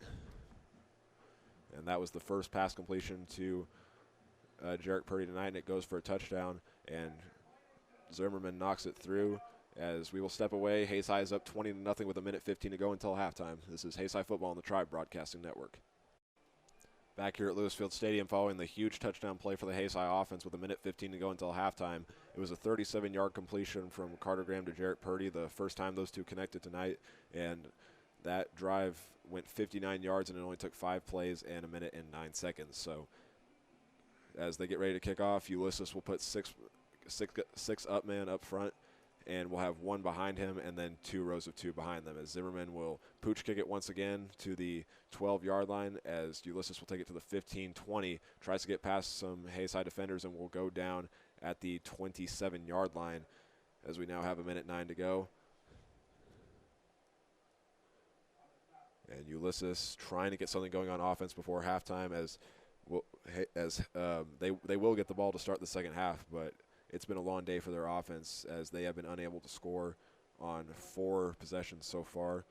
As they look to score right here, it'll be 73 yards to the goal, and they'll only have 1:09. So, and who knows, they could maybe even try and run out the clock and take this to the second half. But we'll see what they do, as they put 2 receivers to the right and 1 to the left. And they'll fake 1 snap, and now will snap the ball. Alvarado will roll to the right, looking for an open man, and is getting pressure by the Hayes High defense, and will escape and go out of bounds in between the 30 and the 35-yard line. I think they'll mark him out at the 33, and that is just Willer Markham. As he steps out of bounds, that will stop the clock with 1:03 to go. Couldn't find the open man, and like we said, entering this game, he is a weapon with his legs. So that will give him 29 rush yards so far tonight, as they will come out of the huddle with 1:03 to go from their own 33-yard line. They'll put the tight end to the left side of the offensive line and put twins to the right and 1 receiver to the left. As the linebackers for Hayes High show blitz, Alvarado will take the snap and get a 2-step drop, and is getting pressure by the Hayes High defense, and now will roll to the left and will escape as he goes to the 35 and go out of bounds at the 38-yard line and pick up the first down on a 5-yard carry. There was great pressure coming from that right side of the line for Hayes High. Cyrus Johnson, I believe, was the one trying to get to him, but was unable to get to him, and that'll be a first down for Ulysses, as they will now have it at their own 38-yard line. They've used the sideline so far on this drive 2 times and stopped the clock, as they only have just 1 timeout left. As that last rush gives Alvarado 34 rush yards so far tonight, as the clock continues to tick with 50 seconds to go. And they'll put trips to the right, and Alvarado will take the snap on a 3-step drop. Is getting pressure by Johnson once again, and now will roll to the right this time and try to escape the pressure, and will slide down at the 37-yard line as well to mark him. So that will be a loss of 1. And the ref is signaling for the clock to keep running as he slid down. He did not get out of bounds on that play. As the clock continues to tick. And it was Hayes High who called a timeout right there, as we have 40 seconds remaining until half. So we'll step away as they talk things over. This is Hayes High Football on the Tribe Broadcasting Network. Back here at Lewis Field Stadium with 40 seconds to go until we reach the half. Hayes High just called a timeout, which was their last one of the half. And Ulysses will now have the ball at their own 37-yard line. They'll put trips to the left this time, and Hayes High will put their linebackers back, but will show pressure from the right side. It's Dalton Myers showing pressure, and now they'll bring Wyatt Kirkpatrick up. And there's the snap, and we will get a false start. It will be on one of the receivers that were part of the trips, and I think it'll be called on number 14 of the Tigers, Nicholas Martinez, who was kind of hesitant to go at first, but then jumped, and the refs called him for it. And that'll put them back to the 32. As the clock is at 39 seconds to go. We'll see if the Tigers try to score right here before the half, as they'll keep that same formation that they did on that previous play. Alvarado will take the snap, has great protection, and now getting pressured, and will roll to the left, trying to escape, and now will throw the ball, and it's caught by number 15 of the Tigers, Joel Guadarrama, and he'll go down at the 41-yard line, but there was a penalty flag thrown on the play. Not quite sure what this one is. It was thrown kind of in the backfield on that one, and it will be a hold against the Tigers, and that will put them back even further. I believe the flag was thrown just as the quarterback, Aiden Alvarado, was getting it off. But as we have 29 seconds to go, that'll put him back even further. as the refs talk it over on where they're going to spot it. And actually Hayes High declined the penalty that time, so that will be a completed pass for the Tigers. And I believe that replays the down unless they, I think they're going to move it up to the 41-yard line as the sideline ref here on the Ulysses side was at the 32-yard line and then signaled to walk it up to the 42-yard line, which would mean that would be a 10-yard completion for the Ulysses offense on that completion from Aiden Alvarado to Joel Guadarrama.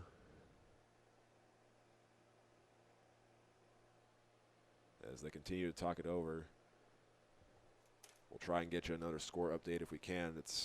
There hasn't really been much so far tonight, aside from we were able to get that one that said at the end of the first quarter, TMP and Russell are tied at 0, and Manhattan in the second quarter was demolishing Emporia 38-0. So we'll try and get one as soon as it's available.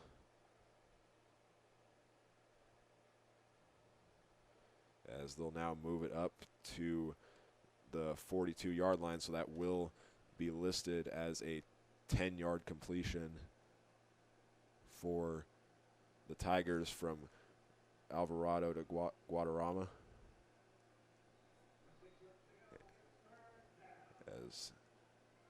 As Alvarado's now had 80 pass yards on four, going 4 for 5 passing the ball, and they'll now put twins to the left and one to the right. There's the snap, and it's a handoff to the running back, and Guadarrama will take this one up to the 47-yard line. I believe that's where they'll mark him down as the clock continues to tick with 20 seconds, and that will list it as a 5-yard pickup.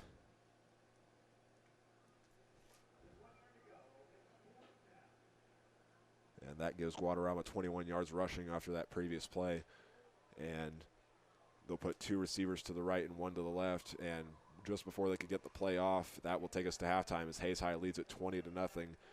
And Ulysses will receive the second half kickoff. So we'll be back in a moment. As for our halftime show, we will give you a recap of the first half as well as player and individual stats, and then let you know about some stuff that will be going on at Hayes High for the upcoming week. So we'll be back in a moment. This is Hayes High Football on the Tribe Broadcasting Network. Back here at Lewis Field Stadium on the halftime show, we will now give you a recap of the first half. We'll start off with this as Hayes High received the opening kickoff, and on the very first play fumbled the ball away, and Ulysses would get it and then run a 9-play drive that would result in a missed field goal in which all 23 of their yards on that drive came through the ground. And then with 7:13 to go, Hayes High would take over and lose 3 on the first play, and then pick up 10 yards on a pass play from Carter Graham to Jonathan Cano, and then capped it off with a 73-yard run play to Ian McGuire up the middle, and Hayes High went up 6-0 after the missed field goal. And then Ulysses would turn around and run a 6-play drive that would result in a turnover on downs off of a missed field goal, in which they got to the quarterback of Ulysses, Aiden Alvarado, and he was able to get it off in time, but it was an incomplete pass. And then Hayes High would go down and run a 16-play drive that would result in a 4-yard touchdown pass from Carter Graham to Braden Meckel, giving Braden his second receiving touchdown on the season. And then Ulysses would have another turnover on downs on a drive that went 8 plays with 19 rushing yards and 11 pass yards. And then Hayes High would go 3 and out on once they got the ball back, picking up 1 rush yard and then throwing 2 straight incompletions. And then Ulysses would punt as well after picking up 4 yards on the first 2 plays and then losing 1 on the next. And Hayes High would then take it and run their first play for a loss through the ground, and then 2 12-yard pass plays after that, and then a 3-yard run play, and then capped it off with a 37-yard touchdown pass from Carter Graham to Jarek Purdy, in which Graham actually had to thread the needle to complete it. And then Ulysses would run a 1:15 long drive that consisted of just 5 plays and would take us to halftime. So we'll be back in a moment, and we will give you our individual and team stats. So we'll be back in a moment. This is Hayes High Football on the Tribe Broadcasting Network. Back here at Lewis Field Stadium on the halftime show, we will now give you our individual numbers, and we'll start off with Hayes High's passing and receiving numbers. Carter Graham has been doing really well tonight, passing the ball as he's thrown the ball 11 times and completed 8 passes for a total of 106 yards, which includes a 6-yard touchdown pass to Braden Meckel and a 37-yard touchdown pass to Jarek Purdy. And that 37-yard touchdown pass to Jarek Purdy is his only reception and receiving yards of the game. And Graham's connected a lot tonight with Jonathan Cano, who has had 4 receptions so far for 39 yards. And then Braden Meckel has 2 receptions, one of them going for a touchdown from 6 yards out, and the next one being a 12-yard reception, part of that stretch on Hayes High's final offensive possession where they had back-to-back 12-yard passing plays. And now looking over at Hayes High's rushing, it's been all Ian McGuire, as he's had 14 rushes going for 106 yards altogether, including that one 73-yard touchdown run that brought him out of the negative, in which he picked up just 1 yard on his first play of the game, which was the fumble, and then lost 3 yards, and then would turn around and run it up the middle for 73 yards and the score. And Carter Graham has had just 1 rush so far tonight that went for 8 yards, and Jonathan Cano has negative 5 yards off of that wide receiver sweep. And now looking over at Ulysses passing and receiving stats, Alvarado has thrown 5 passes so far tonight and completed 4 of them. The only one he didn't complete was that fake field goal attempt in which Hayes High's defense got to him, and he was able to get it off just in time.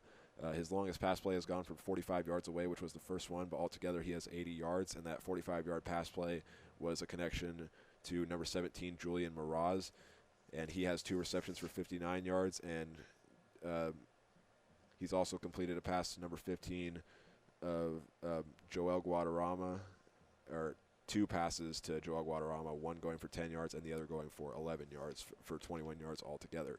And looking at the rushing, it's mostly been Alvarado taking the snaps, as he has 15 yards rushing for 33 altogether, and Guadarrama has had 6 rushes for 21 yards, and wide receiver Julian Miraz has only had 1 rushing play that went for 3 yards. So we'll be back in a moment. We will give you our team stats as well as updates of what's happening at Hayes High and some scores around the state. So we'll be back in a moment. This is Hayes High Football on the Tribe Broadcasting Network. Back here at Lewis Field Stadium on the halftime show, we will now give you a few of the team stats here at halftime. So far, Ulysses has a time of possession of 13 minutes and 58 seconds, meaning Hayes High has held the ball for 10 minutes and 2 seconds. And looking at how each team has moved the ball so far tonight, 56 of Ulysses' yards have came through the ground and 80 through the air, giving them 136 altogether. And then Hayes High has balanced out their offensive game plan really well with 109 rush yards and 106 pass yards, making that 215 yards altogether. And now, before we get you a few of the scores around the state, we will get you some news of some stuff that's happening at Hayes High for this upcoming week. First off, tomorrow, cross country will be running at Junction City. And then on Monday, girls tennis will be at the WAC Championship in Dodge City. Tuesday, girls golf will be Tuesday has a lot of events, with girls golf going to Great Bend, volleyball playing at home for the Hayes Tri, and boys soccer at Dodge City. And then boys soccer is back again on Thursday on the road at Liberal. And Friday, football will be playing at Dodge City. So now we'll get you some of the scores we were able to get from around the state. We'll start off with the game between Hayes High's biggest rival, with Hayes High's biggest rival, Great Bend, as at halftime they lead Dodge City 14-0. Garden City leads Liberal at the half 21-14. Like we said, both teams in that game are looking to start off 2-0 in WAC play. At halftime, TMP and Russell are tied at 6.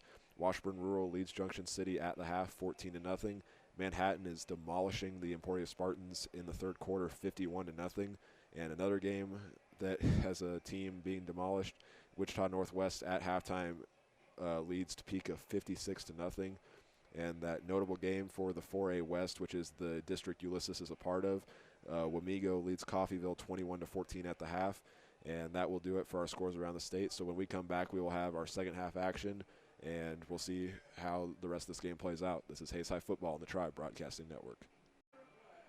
Back here at Lewis Field Stadium, as we are now ready to get the third quarter underway. As Hayes High received the opening kickoff, they will get ready to kick it off to start the second half, as back deep for Ulysses will be number 3, Christian Perez, and number 17, Julian Miraz. And on to kick for Hayes High is number 24, Harley Zimmerman.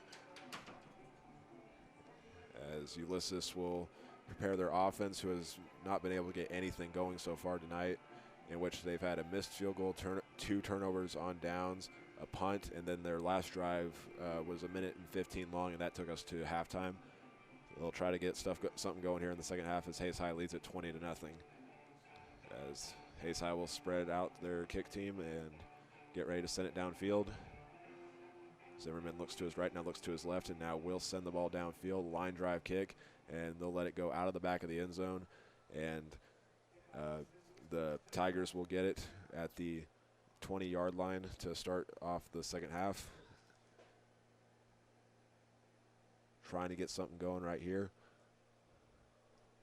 as they've had some pretty good success so far on offense. Alvarado, the quarterback, has 80 passing yards on just 4 completions, and their run game with Alvarado has been pretty decent, with 15 carries going for 33 yards, and Guadarrama, the running back, getting it 6 times for 21 carries, or getting the ball 6 times for 21 yards.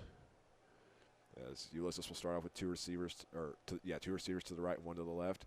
They'll hand it off to Guadarrama to start off the second half, and he will take it out to the 26-yard line for the 6-yard pickup. As he got a few blocks and was able to get some good yardage out of it, making that his 7th carry, as he has 27 yards so far tonight.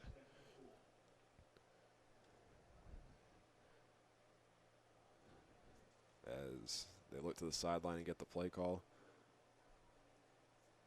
they'll bring the offense up to the line.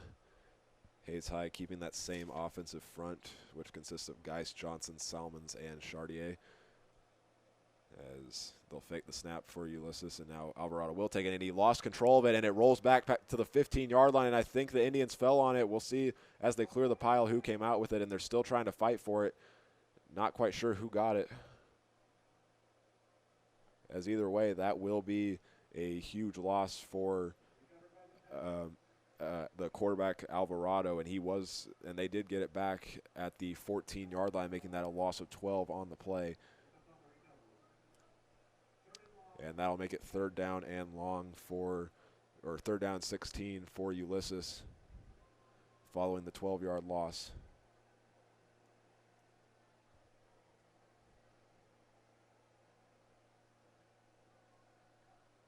As they'll put everyone on the left side for Ulysses. The quarterback drops back of 5 steps and will get it off, and that will be a penalty as he was brought down in the end zone. Getting to him was number 22, Dalton Myers, and not sure if that's going to be listed as intentional grounding. I'm not quite sure if it occurred in the end zone, but the rest we'll talk it over right here. If it did occur in the end zone, that'll be listed as a safety. If not, they'll mark him down back at the 1-yard line as they talk it over. And Hayes High players celebrating. It will be a safety as the foul occurred in the end zone.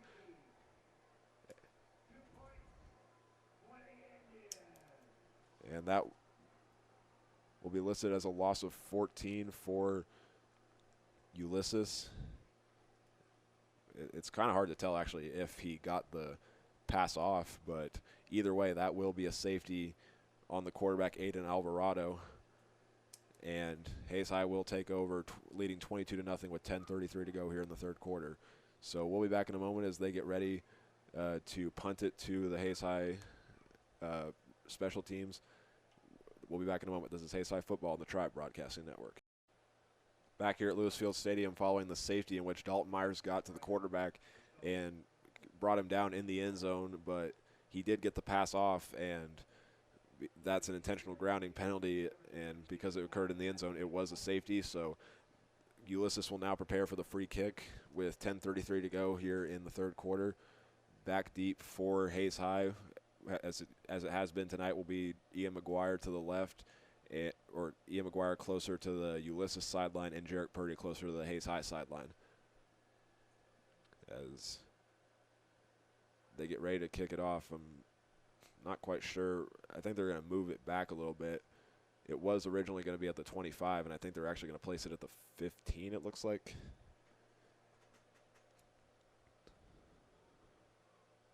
Not quite sure what they're discussing right now.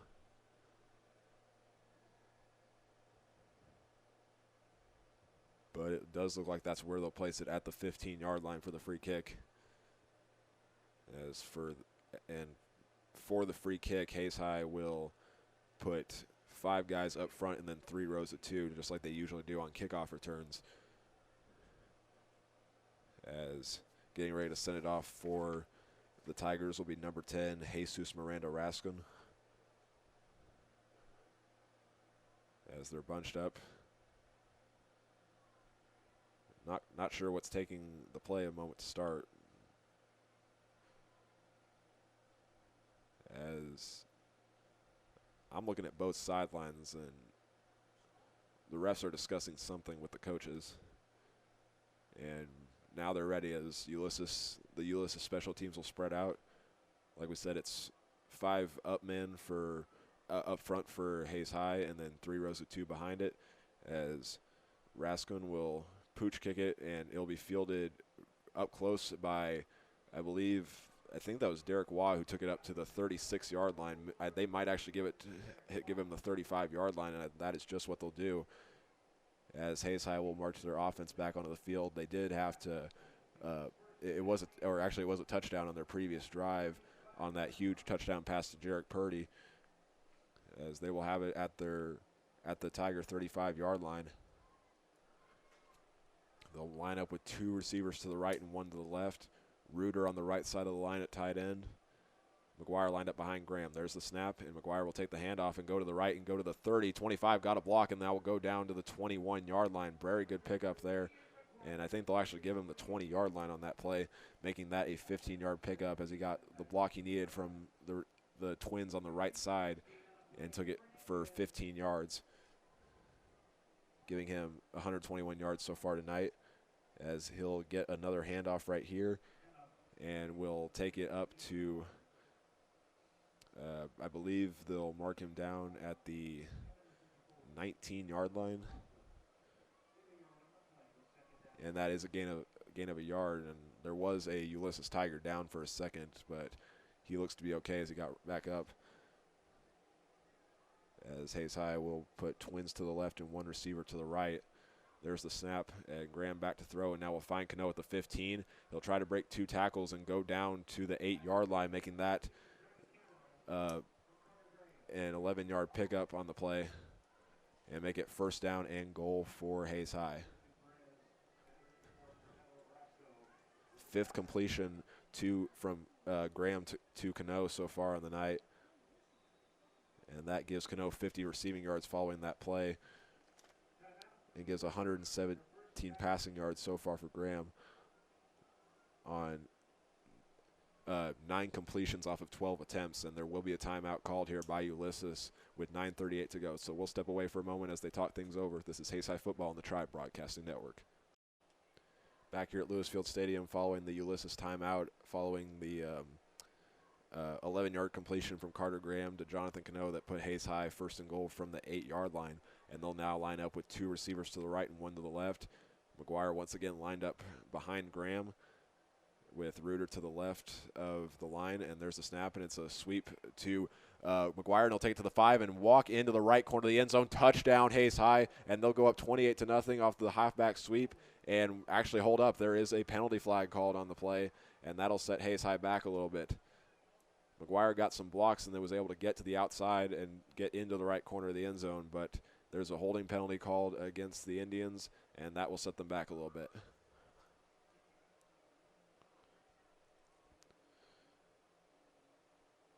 As Hayes High will now have it from, I believe they're going to put it at the 17-yard line, making that, because of that penalty, there will be a loss of 9 on that play. Yes, Hayes High will get it from the 17-yard line. They'll put 2 receivers to the left and 1 to the right, as they show blitz from both sides for Ulysses. As Graham will take the snap and will throw it on the screen pass to Cano, who will take it at the 20. Jukes out of him at the 15 and will go down to the 8-yard line. Almost broke free for a touchdown on that play, but was unable to get through that last tackle. And there's a Ulysses Tiger still down as he's hopping off the field. It's number 25, David Ochoa, the defensive lineman, and coming into the game for him. I'm not quite sure who actually came in on that play, but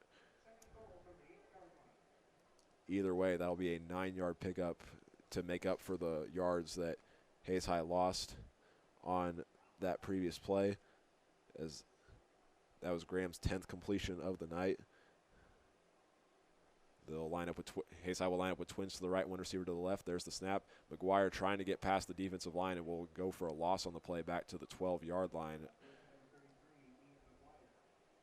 And that'll be a loss of 4 as the Ulysses defensive line broke through right away. And that'll make it 3rd down and goal from the 12-yard line.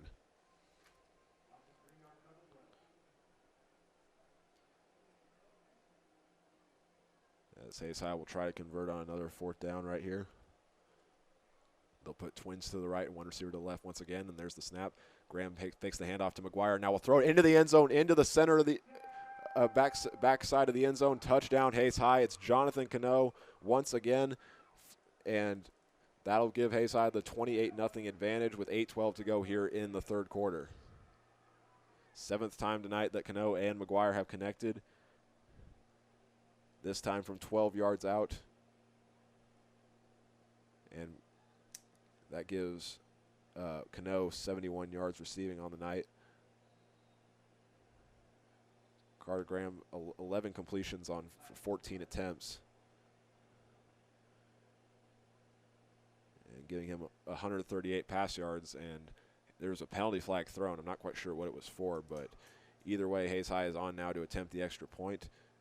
It'll be Harley Zimmerman that trots out to do it. He missed one earlier tonight, which was off the first touchdown from Ian McGuire. And as he gets ready to knock this one through, snap down, Cano the holder, and right down the middle. And Hayes High will go up 29-0 with 8:12 to go here in the 3rd quarter. And we'll step away for a moment and see what Ulysses offense can do here in a second. This is Hayes High Football on the Tribe Broadcasting Network. Back here at Lewis Field Stadium following the touchdown drive from Hayes High, which was a completion from Carter Graham to Jonathan Cano. 7th time those two have connected tonight. That was the first one that went for a touchdown, though, as Harley Zimmerman will be on to kick it downfield, and back deep for Ulysses, as it has been all night, will be the senior number 3, Christian Perez, and the sophomore number 17, Julian Miraz. Zimmerman will talk to his team as we have 8:12 remaining here in the 3rd quarter. He'll now spread his guys out. Looks to his left now, or looks to his right now, looks to his left, and gets ready to send it downfield. And it is a pretty short kick as it'll be fielded at the 12-yard line. It was bobbled, and Miraz will take it to the 15-20. Got past a few Indians and will go down to the 28-yard line. As the Tigers will start at their own 28-yard line, trying to put some points on the board as they're down 29-0.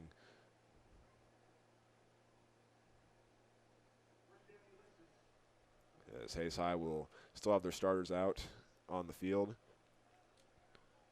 Keep that same 4 up front, as well as the same 3 players at linebacker, as they'll have everyone bunched up on the line for Ulysses, including 3 receivers to the left. There's the snap. It's a handoff up the middle to the running back, Joel Guadarrama, and that'll be a 2-yard pickup as he was able to get past the line of scrimmage, but was met right away by the Hayes High defense.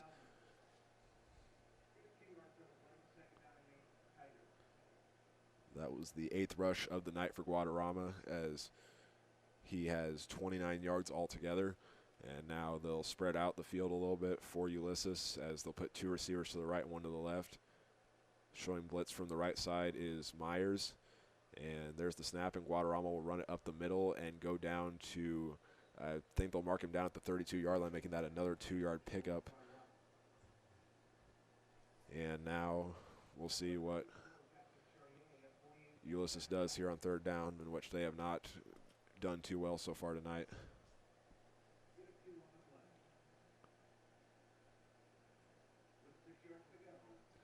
6 yards to go after 2 consecutive two-yard rush plays. They'll swap where the receivers were last time. This time that's 2 to the left and 1 to the right.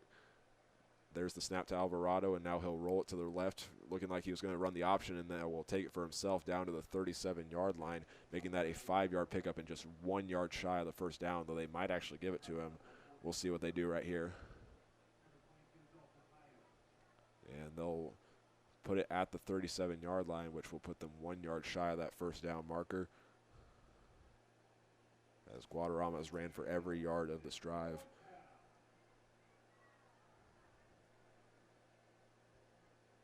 As that he now has 36 so far on the night, and they will go for it on 4th and 1, as Hayes High showing blitz from linebackers on both sides. Ulysses will have 2 receivers to the left and 1 to the right. There's the snap, and he does not. He might. It's hard to tell if he got there or not, as the refs wave for them to stop the clock. We'll see what they say. And once again, it was the running back Guadarrama on the carry, and they will give him the 2 yards on that play, and that will be enough for the first down. As Hayes High, or as Ulysses brings that up to the 39-yard line, it'll be first down. As Guadarrama now has 38 rush yards so far on the night on 11 carries. Ulysses will get 2 receivers to the right and 1 to the left.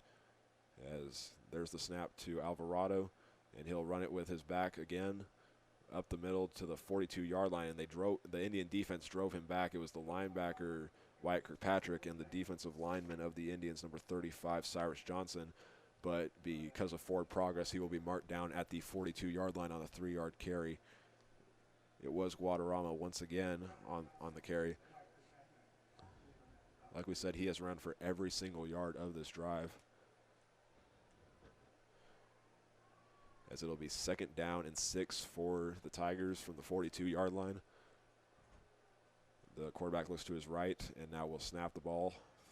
We'll get a 5-step drop and getting pressured, going back to the 30, and now we'll roll to the right looking for anybody to throw it to, and getting pressured by Derek Waugh, and we'll throw it away out of bounds.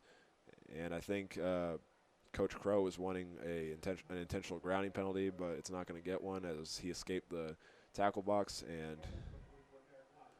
and that will be the 6th pass attempt of the night for Alvarado and his 2nd incompletion. And that'll bring up 3rd down now for Ulysses. They didn't convert on 3rd down last time, instead went for it on 4th down. We'll see what they try and do right here, as it is 3rd down and 7 from the 42. As they'll put 2 receivers to the right and 1 to the left. Alvarado will take the snap, and now will roll to the right, and it's getting pressured, has nobody open, and will try and throw it downfield and throws it out of bounds. And that will bring up 4th down. We'll see if they try and go for it once again, but that's back-to-back incompletions for the quarterback, Aiden Alvarado. And we'll see what they decide to do, as we have 4:51 remaining in the 3rd quarter. Hayes High leads at 29-0. As the Ulysses Tigers in the huddle right now, getting the play call here on 4th down. They've already converted on 4th down once on this drive. We'll see if they can do it again. They'll put trips to the right side and put the tight end on the left side. As the running backs line up to the right of Alvarado, there's the snap, and it's a punt, and it bounced off a few players' helmets and will be fielded by Dalton Myers, and to the 40, 35, 30, and one man to beat to the 25, and he goes down at the 21-yard line. It bounced off of 2 players' helmets, and then Myers fielded it at about the Indian 45-yard line and took it down into the red zone at the 20-yard line, I believe, is where he went down. So Hayes High will get it with 4:42 remaining here in the 3rd quarter. Trying to get another touchdown, as the last one was that completion from Carter Graham to Jonathan Cano. Hayes High will start from the 21-yard line, as Graham will take the snap on a 3-step drop, has all day to throw, and now will load up downfield and missed his target. I believe he was trying to hit Jonathan Cano on a post route, but threw it a little too far behind him, and that'll bring up 2nd down and 10.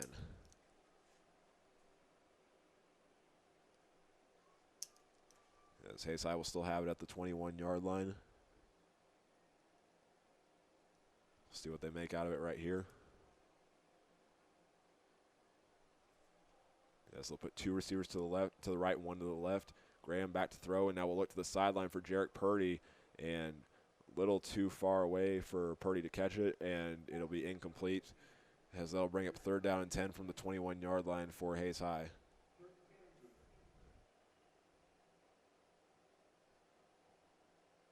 Last time Hayes High had 2 consecutive incompletions.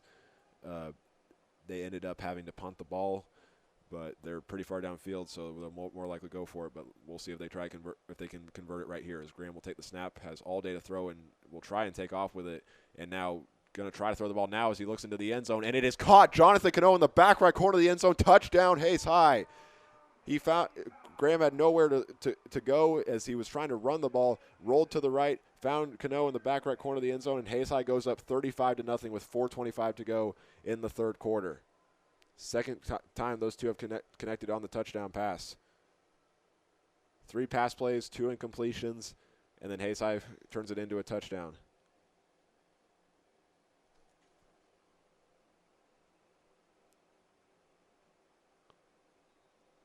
And not only is it the second time Graham and Cano have connected tonight, and it's actually going to be a fake right here, as it's no good, as Cano tried to hit Zimmerman as he picked it up and rolled it to the right to try to throw it to Zimmerman, but it was incomplete, and it'll be 35-0 Hayes High. So with 4:25 to go, we'll step away as Hayes High will get ready to kick it off. This is Hayes High Football on the Tribe Broadcasting Network.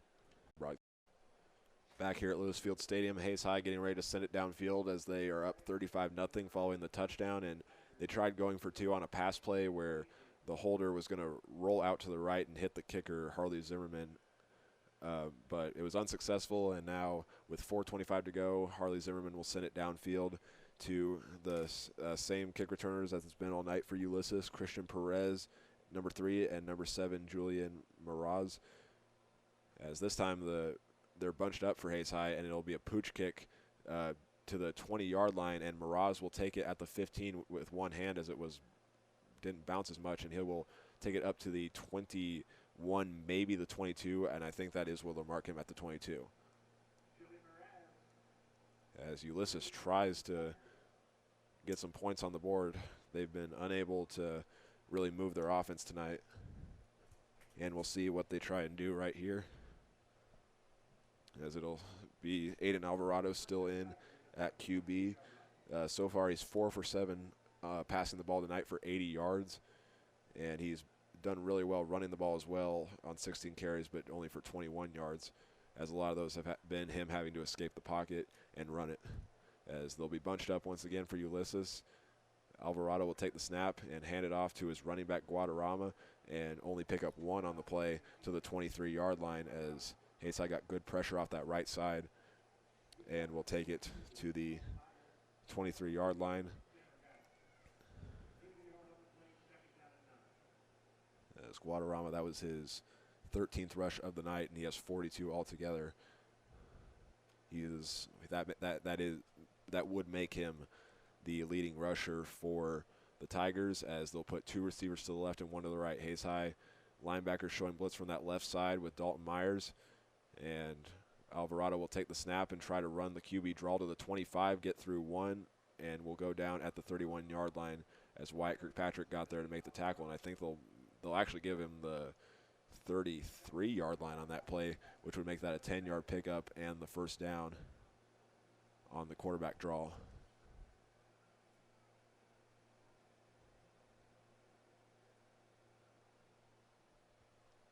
As they'll hurry up to the line to the 33-yard line with 3:16 to go here in the third quarter. Ulysses will have 2 receivers to the left and 1 to the right, as Hayes High will play the linebackers back this time, and Alvarado will hand it off once again to Guadarrama, and he breaks a couple tackles and goes down to the 35-yard line, making that a 2-yard pickup. The linebackers were there to finish it off for Hayes High, and Guadarrama continues to be the leading rusher, not just altogether yardage, but also yards per carry. As by him getting that last pickup, he is averaging 3.14 yards per carry on 14 carries for 44 yards altogether. As Alvarado will take the snap and fake the handoff and will go to the 35-40, breaking free, and will go down at the 48-yard line on the 13-yard pickup, as the Tigers try to score right here. And that ties Guadarrama and Alvarado at 44 apiece for rush yards. As we have 2:10 to go here in the third quarter. Ulysses has it at their own 48. They'll still keep the 2 receivers to the left and 1 to the right from the right hash. As the running back, Guadarrama, will be to the left of Alvarado. There's the snap, and Alvarado will try to take it on the QB run to the left and gets through one Indian and will go down at the 47-yard line for the 5-yard pickup.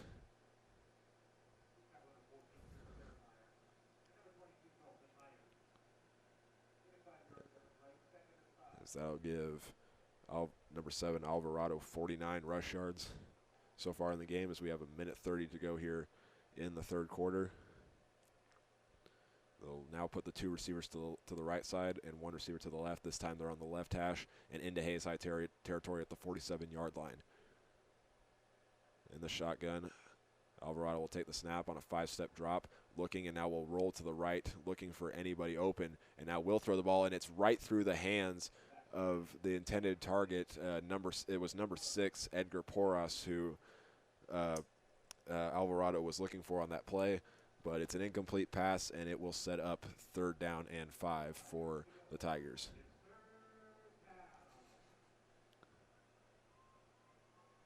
Alvarado 50% passing the ball tonight, 4 for 8 altogether on 80 for 80 yards, and will now Ulysses will now put the 2 receivers on the left side and 1 receiver on the right. They're still on the left hash. And Alvarado will take the snap and try to run it up the middle, and he'll go to the 45 and be brought down at the 44, which will give him a 3-yard pickup on the play and put him 2 yards short of the 1st down. So from the 44-yard line, it'll be 4th down and 2. We'll see what they try to do right here. From the 44-yard line, as the clock is at 44 seconds, the Tigers will bring up their offense and keep that same formation as Hayes High shows blitz off the right side with the linebacker Dalton Myers. Alvarado fakes 1 snap and now will hand it off this time to the running back, number 15, Joel Guadarrama, and get the 1st down on the 4-yard pickup to the 40-yard line. Johnny Rigler got in there and made the tackle for Hayes High. And from the 40-yard line, as the clock continues to tick, it'll go down to 10 seconds, and it's looking like Ulysses will take this one to the 4th quarter, and that is just what they'll do, as Hayes High leads this one 35-0, in which it's been all Hayes High on homecoming here today, as they've managed to put up 4 touchdowns off of passing plays and 1 touchdown on a run play. So we'll step away and have the 4th quarter action for you when we come back. This is Hayes High Football on the Tribe Broadcasting Network. Back here at Lewis Field Stadium as we are ready to start the 4th quarter of play, and Hayes High has just been running away with it from the start as they lead it 35-0. And Ulysses will have it at the Hayes High 40-yard line, trying to break that goose egg on the scoreboard, as they will have it on the hash closer to Hayes High's sideline. They'll Alvarado will snap it and hand it off to his running back Guadarrama for a 4-yard pickup to the 36-yard line. Making that back-to-back 4-yard pickups for Guadarrama, giving him 52 yards altogether tonight. And Tanner Geis was one of the ones that got in there and made the tackle. I'm not sure who the other one was. As Ulysses is in the huddle, 11:30 to go here in the game. They'll put twins to the left and 1 receiver to the right. Guadarrama will line up to the right of Alvarado, or actually to the left of Alvarado. And Alvarado will fake 1 snap and now will snap the ball, throw it to his man on the slant route, and it goes right through the hands of number 2, Preston Hiddle, and hit one of the Indian players. I think it was number 19, Mason Rodriguez, as Hayes High is now playing their backups to give them some playing time, try to avoid injury with the starters, as this one's basically in the bag. As it's 3rd down and 6 now, with 11:12 to go.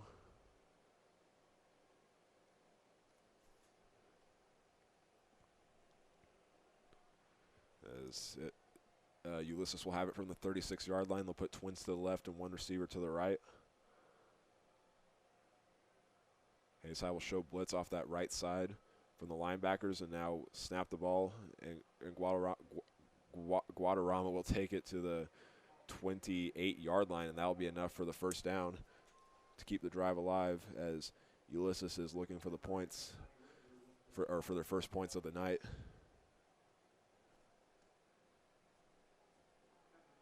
As that'll give Guadarrama to the 60-yard rush mark, or 60 rush yard mark, as the clock continues to tick down to 10:45 remaining in the fourth quarter. Ulysses will put two receivers to the right and one to the left. Number 15, Guadarrama, will line up to the right side of Alvarado, and he'll take the snap and will get dropped back and roll to the right and found an open receiver, and it's number 6 of the Tigers, Edgar Porras, right there, and that will bring them down to the 27-yard line, making that just a 1-yard pickup. So that's Edgar Porras' first catch of the night. And it's just for 1 yard on the play, or actually 2 yards to the 27-yard line. Or actually, no, that is 1 yard. And Alvarado will take the snap up the middle and go down to the 25-yard line on the 2-yard QB keeper.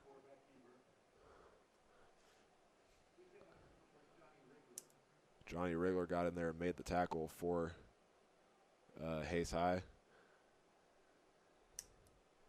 And that'll give that 2-yard pickup gets Alvarado to 54 yards, and it's now 3rd down and 6 for the Tigers from the 25-yard line. They need the 19-yard line. As they go up to the line, they'll put 2 receivers to the right and 1 receiver to the left.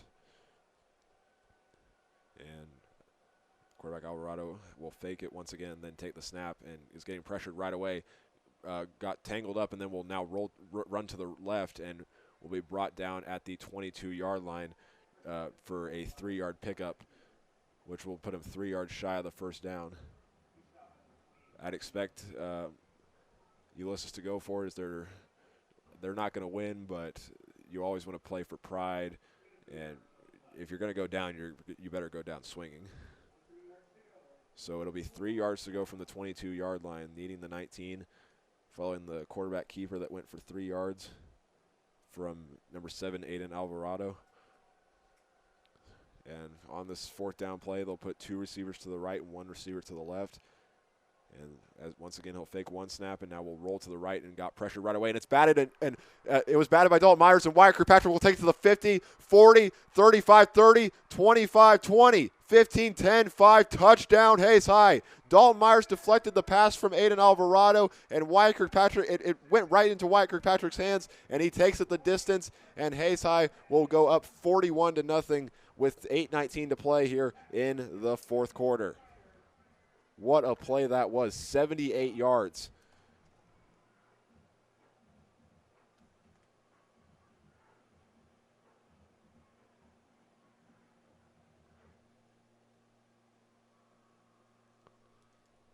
As Harley Zimmerman will now march onto the field to attempt the extra point. Like we just said, there's 8:19 to play here in the fourth quarter. Hayes High was a short a man, and now they'll rush him onto the field. Zimmerman gets ready to attempt the extra point out of the hold of Jonathan Cano. As the snap is down, good hold, and he knocked it through. As Hayes High will go up 42-0, and that last play was Alvarado's first interception of the game. He was hot throwing the ball to start it, but now he's 4 for 10, and he was 4 for 9, and that interception made him 4 for 10 on the pick six. So we'll step away as they'll talk things over as they prepare to go back on the field with 8:19 to go here in the fourth quarter. This is Hayes High Football on the Tribe Broadcasting Network. Back here at Lewis Field Stadium following the pick six by the Hayes High defense, in which Dalton Myers deflected a pass from the quarterback of the Tigers, Aiden Alvarado, and it fell right into the hands of Wyatt Kirkpatrick, and he took it the distance for 78 yards. And now Hayes High will get ready to send it downfield with 8:19 to go. And that's kind of a crusher there for Ulysses, as they got the ball with 4:25 to go in the third quarter, led a long drive that lasted 15 plays, thinking they would probably at least put some points on the board to show a fighting spirit as they're out of this game. But like I said, if you want to go down, if you're going to go down, you better go down swinging, just to have that pick six happen. So Harley Zimmerman gets ready to send it downfield. Just as it's been all night, Perez and Miraz will be back to field it, and Zimmerman will kick it to Miraz, or actually will kick it to Perez, and he'll take it to the 20, 25, trying to get outside to the left to the 30, and will be pushed out of bounds at about the 33-yard line. And Ulysses will march their offense onto the field, and we'll see where they mark him. They might actually mark him down out of bounds at the 34, and that's just what they'll do, as Ulysses will take over with 8:12 to go in the game, down 42-0. Alvarado will talk to his offense as Hayes High has their backups into the game now. They'll put trips to the left and the tight end on the right side, as it will be offsides right there from on the Indians, as number 55 Adonai Smolarkowicz jumped early, and that will put Ulysses up to the 39-yard line after the penalty. So that'll put him 61 yards away from the goal on 1st and 5, as Alvarado will take the snap and throw a screen pass to his receiver. I think that was number 12, or actually it's number 13, Jackson Salinas. Or not quite sure who it was actually that made the catch, but I think it was Julian Miraz who made the catch there and brought it up to the 45-yard line, making that a 6-yard pickup, giving him 65 receiving yards so far on the night, as Ulysses will run the ball up the middle to about midfield, and it'll get him up to the 49-yard line. I believe that was also Julian Miraz again with the 4-yard pickup. Not quite sure who it was that brought him down for the Hayes High defense, as that'll be Miraz's second rushing play of the game, giving him 7 yards, in which his first one went for 3 and that last one went for 4.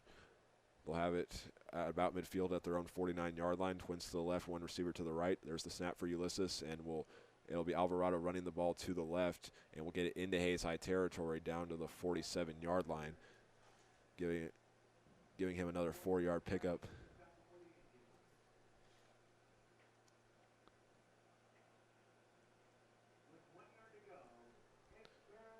One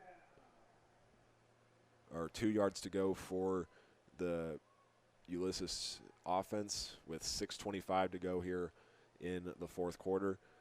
They'll be on the far hash this time towards the Hayes High sideline, and we'll have 2 receivers to the right and 1 to the left. Alvarado will fake the snap again, and now will snap the ball this time. Great protection as he drops back, and now getting blitzed by number 53 of the Indians. That was Maximo Luna, but was unable to get to him, and now Alvarado will throw the ball away out of bounds, and that'll bring up 4th down and 2 for the Ulysses offense.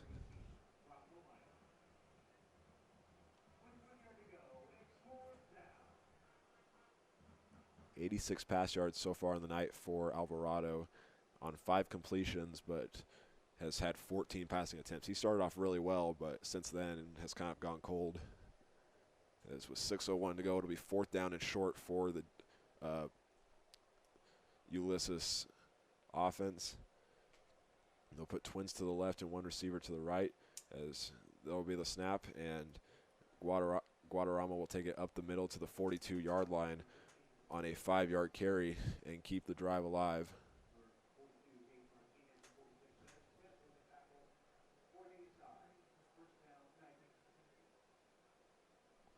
And that'll give another first down for, that'll be another first down for Ulysses with 5:35 to go here in the final quarter of play. As Guadarrama is now limping off the field.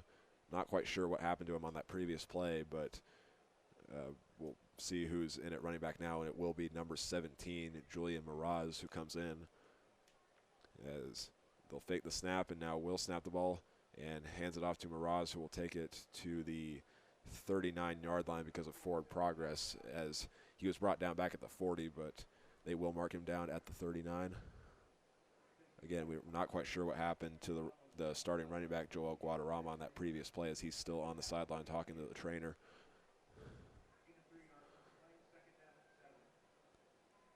As that'll be 2nd down and 7 now for the Tigers from the Hayes High 39-yard line, as we have 4:42 to go in the game.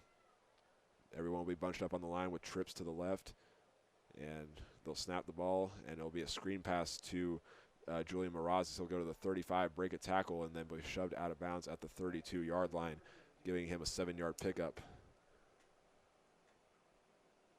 He's been the favorite target tonight, as he has 72 receiving yards off of the 93 passing yards that that Alvarado has thrown.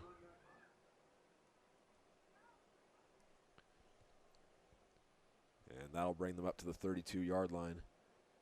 This will be the 9th play of the drive for Ulysses, as they are trying to put up points on the board with 4:29 to go, as the clock stopped, as Miraz went out of bounds on that previous play, and he'll get the call again, and will run up the middle to the 27-yard line. Or it wasn't Miraz that time.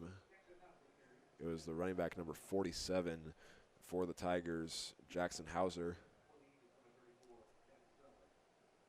That was his first rush of the night, and he will be marked down at the 27, giving him 5 on that play.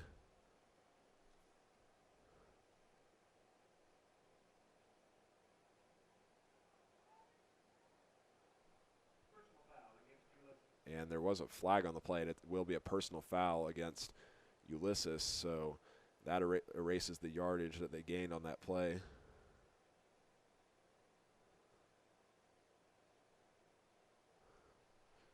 And that'll set them back pretty far, back to the 42-yard line. They were able to make it to the 42, but that penalty will set them back.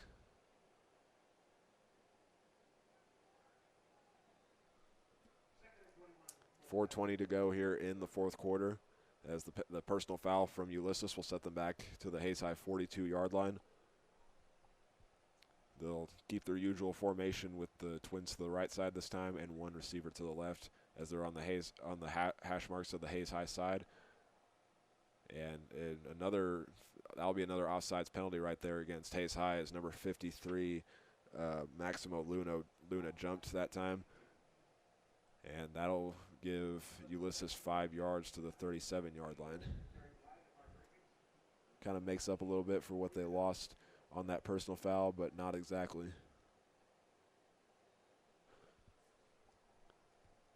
As the clock continues to roll with 3:56 to go, Ulysses will have twins to the right and one receiver to the left. Alvarado takes the snap, and now will hand it off, as Guadarrama's back in the game following that brief time he was off the field because of the injury. Not quite sure what it was, but he was limping off the field. But he'll be back on the field, and has been a huge key for the offense tonight for Ulysses.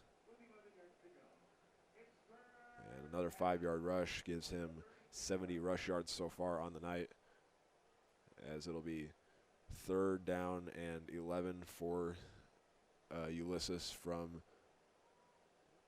the 32-yard line. They'll keep that same formation as Hayes High shows blitz off the right side from the linebackers. Alvarado will take the snap, get pressured, and now will run up and go to the 30, 25, and will roll to the left to the 20, 15, 10, 5, and go into the end zone with 2:55 to go here in the fourth quarter, and Ulysses gets their first points of the night. Aiden Alvarado got that 30, was able to escape the pressure and then take it to the left for 32 yards in the score. As Ulysses, will see if they choose to kick the field goal or go for it with 2:55 to go here in the fourth quarter.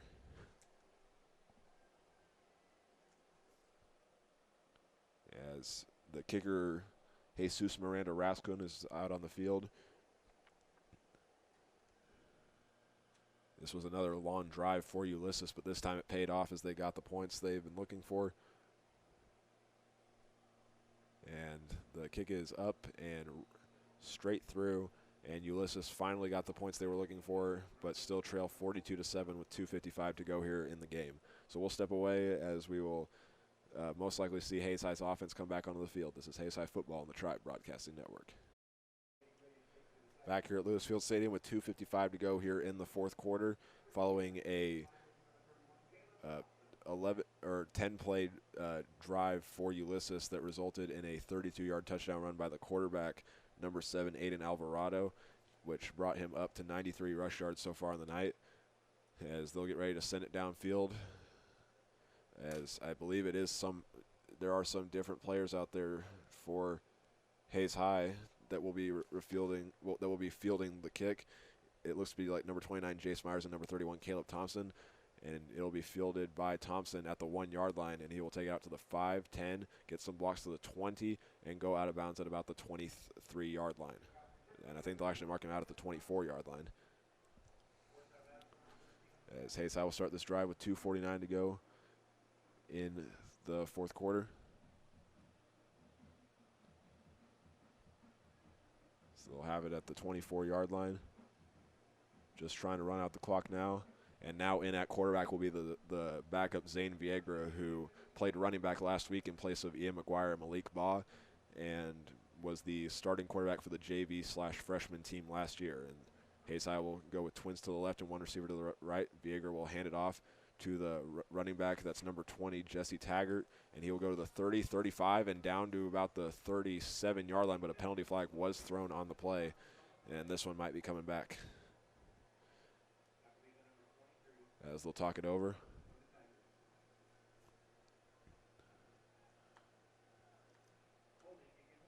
It'll be holding against Hayes High, which will put them back 5 yards to the 19-yard line. As they had it at the 24.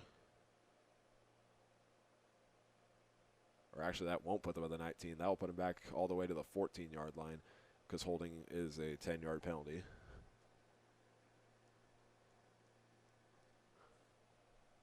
As we wait for a moment, as one of the Ulysses players is tying his shoes, it's number 31, Jorge Aguilar.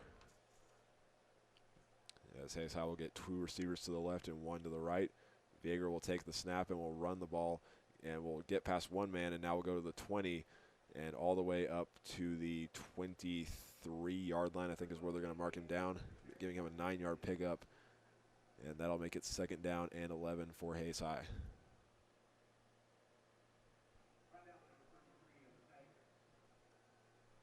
He was brought down by Ulysses number 33, Elvis Rojas, the senior defensive lineman.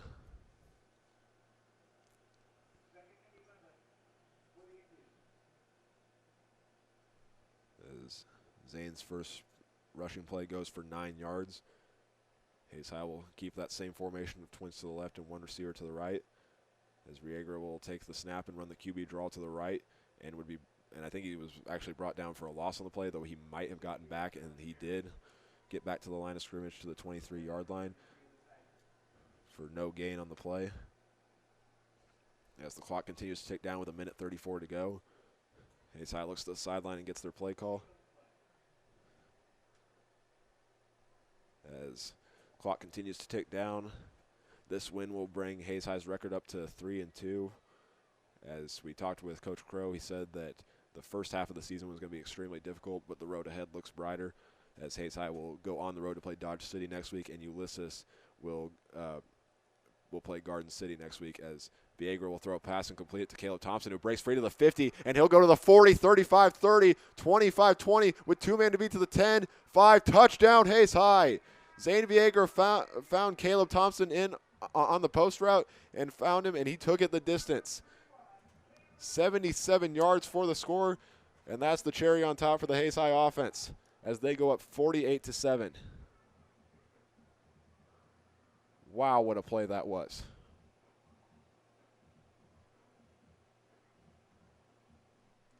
As Hayes High will now get their kicker on the field, Harley Zimmerman, with 58 seconds to go. Last week, Zane got his first rushing touchdown of his varsity career, and now this week gets his first passing touchdown as well. As that was also Caleb Thompson's first receiving touchdown of his varsity. I believe that is his first touchdown of his varsity career. As Hayes High looks to the sideline, and the play clock is at 0. Not quite sure what happened. And it will actually be delay of game against Hayes High, as they were waiting to get one guy out there. But either way, it'll just set them back 5 yards to the 8-yard line, basically making this a 26-yard attempt. As Hayes High will try to go up 49-7. As Zimmerman will get it out of the hold of Jonathan Cano. Very low line drive, and it hit the upright, and it's no good. But either way, it only took Hayes High 3 plays to get another touchdown on the board, and they go up 48-7. And we'll be back in a moment. This is Hayes High Football on the Tribe Broadcasting Network. Back here at Lewis Field Stadium after it only took Hayes High 3 plays on their last possession to get back on the scoreboard, as they went up 48-7, and the extra point was no good by Harley Zimmerman as it hit the left upright. And now there's a different kicker out there, and it's number 54, Jackson Chartier, that will be kicking it downfield to the Tigers, as it is a short pooch kick to the 30. It'll be taken by one of the upmen, and it'll get to the 35 and break free from a few tacklers, and will go down at the 39, maybe the 40 if they'll give it to him.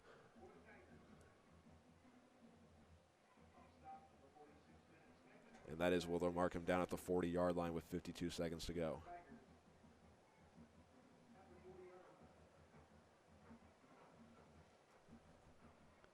As they'll come to the line, new quarterback into the game now for Ulysses. It will be number 11, the backup Parker Browning, who has only thrown 1 pass this season. It resulted in a 95-yard touchdown on the connection to number 14, Nicholas Martinez, and now he'll roll out this time and looking for an open man, and now will overthrow it. And, oh, he found a different – it bounced off a few it went over his intended target and then fell into the hands of Nicholas Martinez.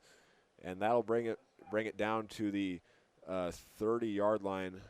Actually, the 30-yard line for the Tigers on the 30-yard pass play with 27 seconds to go as the clock continues to tick.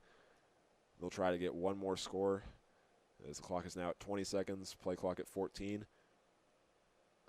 As Browning will take the snap, and he bobbled it and was picked up by number 22 of the Tigers, Dallas Garza, but there was a penalty flag on the play, and I think that this is, I couldn't quite tell what it was, but I think they said offsides against Hayes High, or actually no, it was not. It was a false start against Ulysses, so that'll set them 5 yards back to the 35-yard line.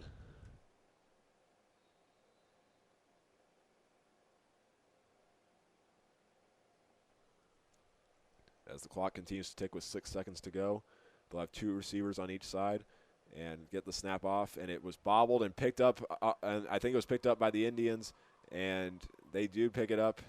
It's number 42, Gage Martinez, that fell on top of it, but it doesn't matter as Hayes High will win it 48-7 as time ran out when the ball was picked up. And Hayes High will now improve to 3-2, and Ulysses will drop to 0-5. So we'll be back in a moment as we will have our post-game show and also give you some final scores around the state. And we'll be back in a moment. This is Hayes High Football on the Tribe Broadcasting Network. Back here at Lewis Field Stadium on our post-game show as Hayes High wins it 48-7 over the Ulysses Tigers to improve their record to 3-2. To start off tonight's post-game show, we'll give you a full recap of the game. Hayes High got the ball to start the game, and as we said, Ian McGuire fumbled on the very first play, and Ulysses was able to recover it.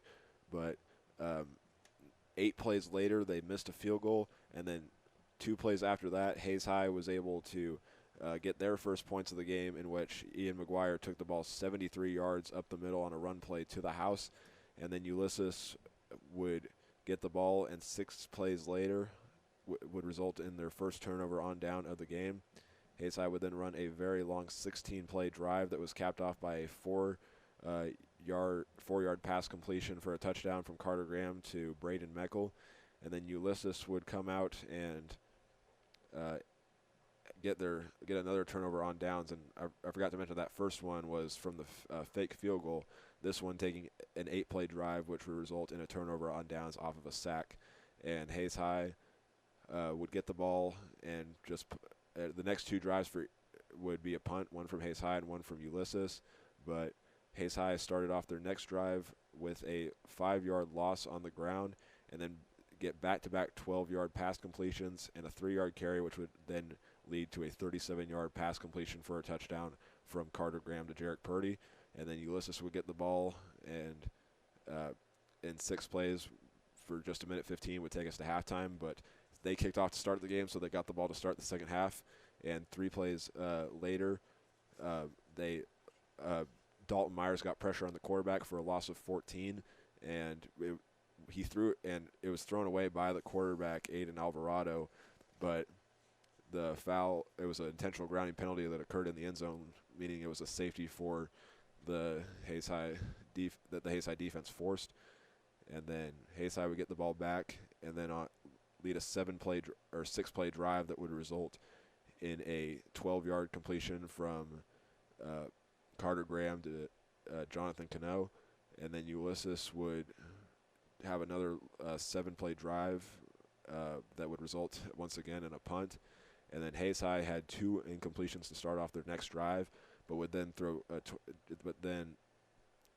Carter Graham would find Jonathan Cano 21 yards out, and Ulysses Ulysses would then run a very long 15-play drive in which they had the ball from 4:25 in the third quarter all the way to 8:19 in the fourth quarter, only to have it tipped by Dalton Myers and fall into the hands of Wyatt Kirkpatrick for a 78-yard pick six. And then Ulysses would finally get on the board on their next drive as they'd get short yardage gains to start it off. And then on the 10th play would be a touchdown by Aiden Alvarado from 32 yards out. And Hayes High would get it back, and Zane Viegra would find Caleb Thompson on a 77-yard pass completion, making that Viegra's first passing touchdown of his varsity career and Caleb Thompson's first receiving touchdown of his varsity career. And then Ulysses would get the ball back and then only run 2 plays in which a fumble would be recovered by number 42, Gage Martinez, but time expired, and Hayes High goes on to win it 48-7. So when we come back, we will give you our final individual team numbers as well as we will give you our final individual and team numbers as well as final scores around the state, and we'll end our broadcast after that. This is Hayes High Football on the Tribe Broadcasting Network. Back here at Lewis Field Stadium on the post-game show as the Indians defeat the Tigers 48-7. We will now give you our final individual numbers. We'll start off with Hayes High's passing and receiving stats. Carter Graham did very well tonight, did not throw a single interception, and completed 12 of his 17 passes, going for 159 yards altogether, and I think it was 3 touchdowns actually, but I have it listed here as 2. And then looking at his receivers, Jonathan Cano would connect. Okay, so Carter Graham only had 2 touchdowns, and Jonathan Cano had 1 touchdown while getting 8 receptions for 92 yards. Jarek Purdy would get his only reception for a touchdown from 37 yards away. Caleb Thompson got his 1 catch, which also resulted in a touchdown from 77 yards away. Only his was from Zane Viegra, his only pass attempt and completion of the night. And then Braden Meckel had 2 receptions tonight, 1 going for 6 yards out and touchdown, and another one going for 12, giving him 18 altogether. Now looking at Hayes High's rushing stats, Ian McGuire was the star of the show tonight as he had 17 carries for 118 yards. Carter Graham only had one carry that went for 8 yards. And Jonathan Cano had that one carry on the wide receiver sweep that went for a loss of 5 yards. And also number 12, Zane Vieira, ran the ball 2 times for a total of 9 yards. So now looking over at Ulysses, their quarterback, number 7, Aiden Alvarado, had 6 pass completions, but on 14 attempts, which included the pick 6, and he had 93 yards altogether. His top receiver tonight was number 17, Julian Miraz, who had 4 receptions for 72 yards, and right behind him was number 15, Joel Guadarrama, who had 2 receptions for 21 yards, and the only other one to catch a pass for Ulysses was number 6, Edgar Porras, who caught 1 for just 1 yard. And looking over at the rushing stats for the Tigers, Aiden Alvarado had 24 carries for 93 yards, and Guadarrama had 19 carries for 70 yards, and then the only other Tiger to rush for any yards tonight was number 17, Julian Miraz, who had 3 carries for 10 yards. So when we come back, we will give you our final team numbers as well as some final scores around the state, and then end the broadcast. This is Hayes High Football on the Tribe Broadcasting Network. Back here at Lewis Field Stadium on the postgame show as Hayes High defeats Ulysses 48-7. We will now give you some final scores that we got from around the state. First off, Great Bend at home shuts out Dodge City 28-0 to move on to 3-2. Liberal shuts out Garden City in the second half to win 28-21 and improve to 2-0 in WAC play and remain undefeated. TMP and Russell were tied at halftime 6-6, but Russell outscores TMP in the second half 20-0 and wins 26-6, extending their winning streak against the Monarchs to 3. Washburn Rural got ahead at halftime 14-0 against Junction City and never looked back, winning 29-7. Manhattan was up against Emporia 51-0 in the third quarter, and it stayed that way until Emporia scored 1 touchdown, and final score was 51-7, Manhattan getting the win. This next one's still in progress, and it's not even close. Wichita Northwest leads Topeka 70-7 in the fourth quarter, and we aren't able to get a final score on this one yet. This is a notable game in the 4A West, which is, as we said, that's the district Ulysses is in. But last we heard, we haven't, like I said, we haven't been able to get very many updates about this. But Wamego was up at halftime on Coffeyville 21-14, and finally Salina Central gets a huge win at home against Valley Center 34-31 to jump them in the 5A West district standings. So that'll do it for tonight's broadcast. As we said, Hayes High wins at 48-7. They'll have 2 straight road games, and then which will consist of Dodge City and then at Liberal, and then we'll come home to play on Senior Day against the Topeka Trojans on October 20th, and we will be on the call for that game. So this has been Hayes High Football on the Tribe Broadcasting Network. We will see you all next time.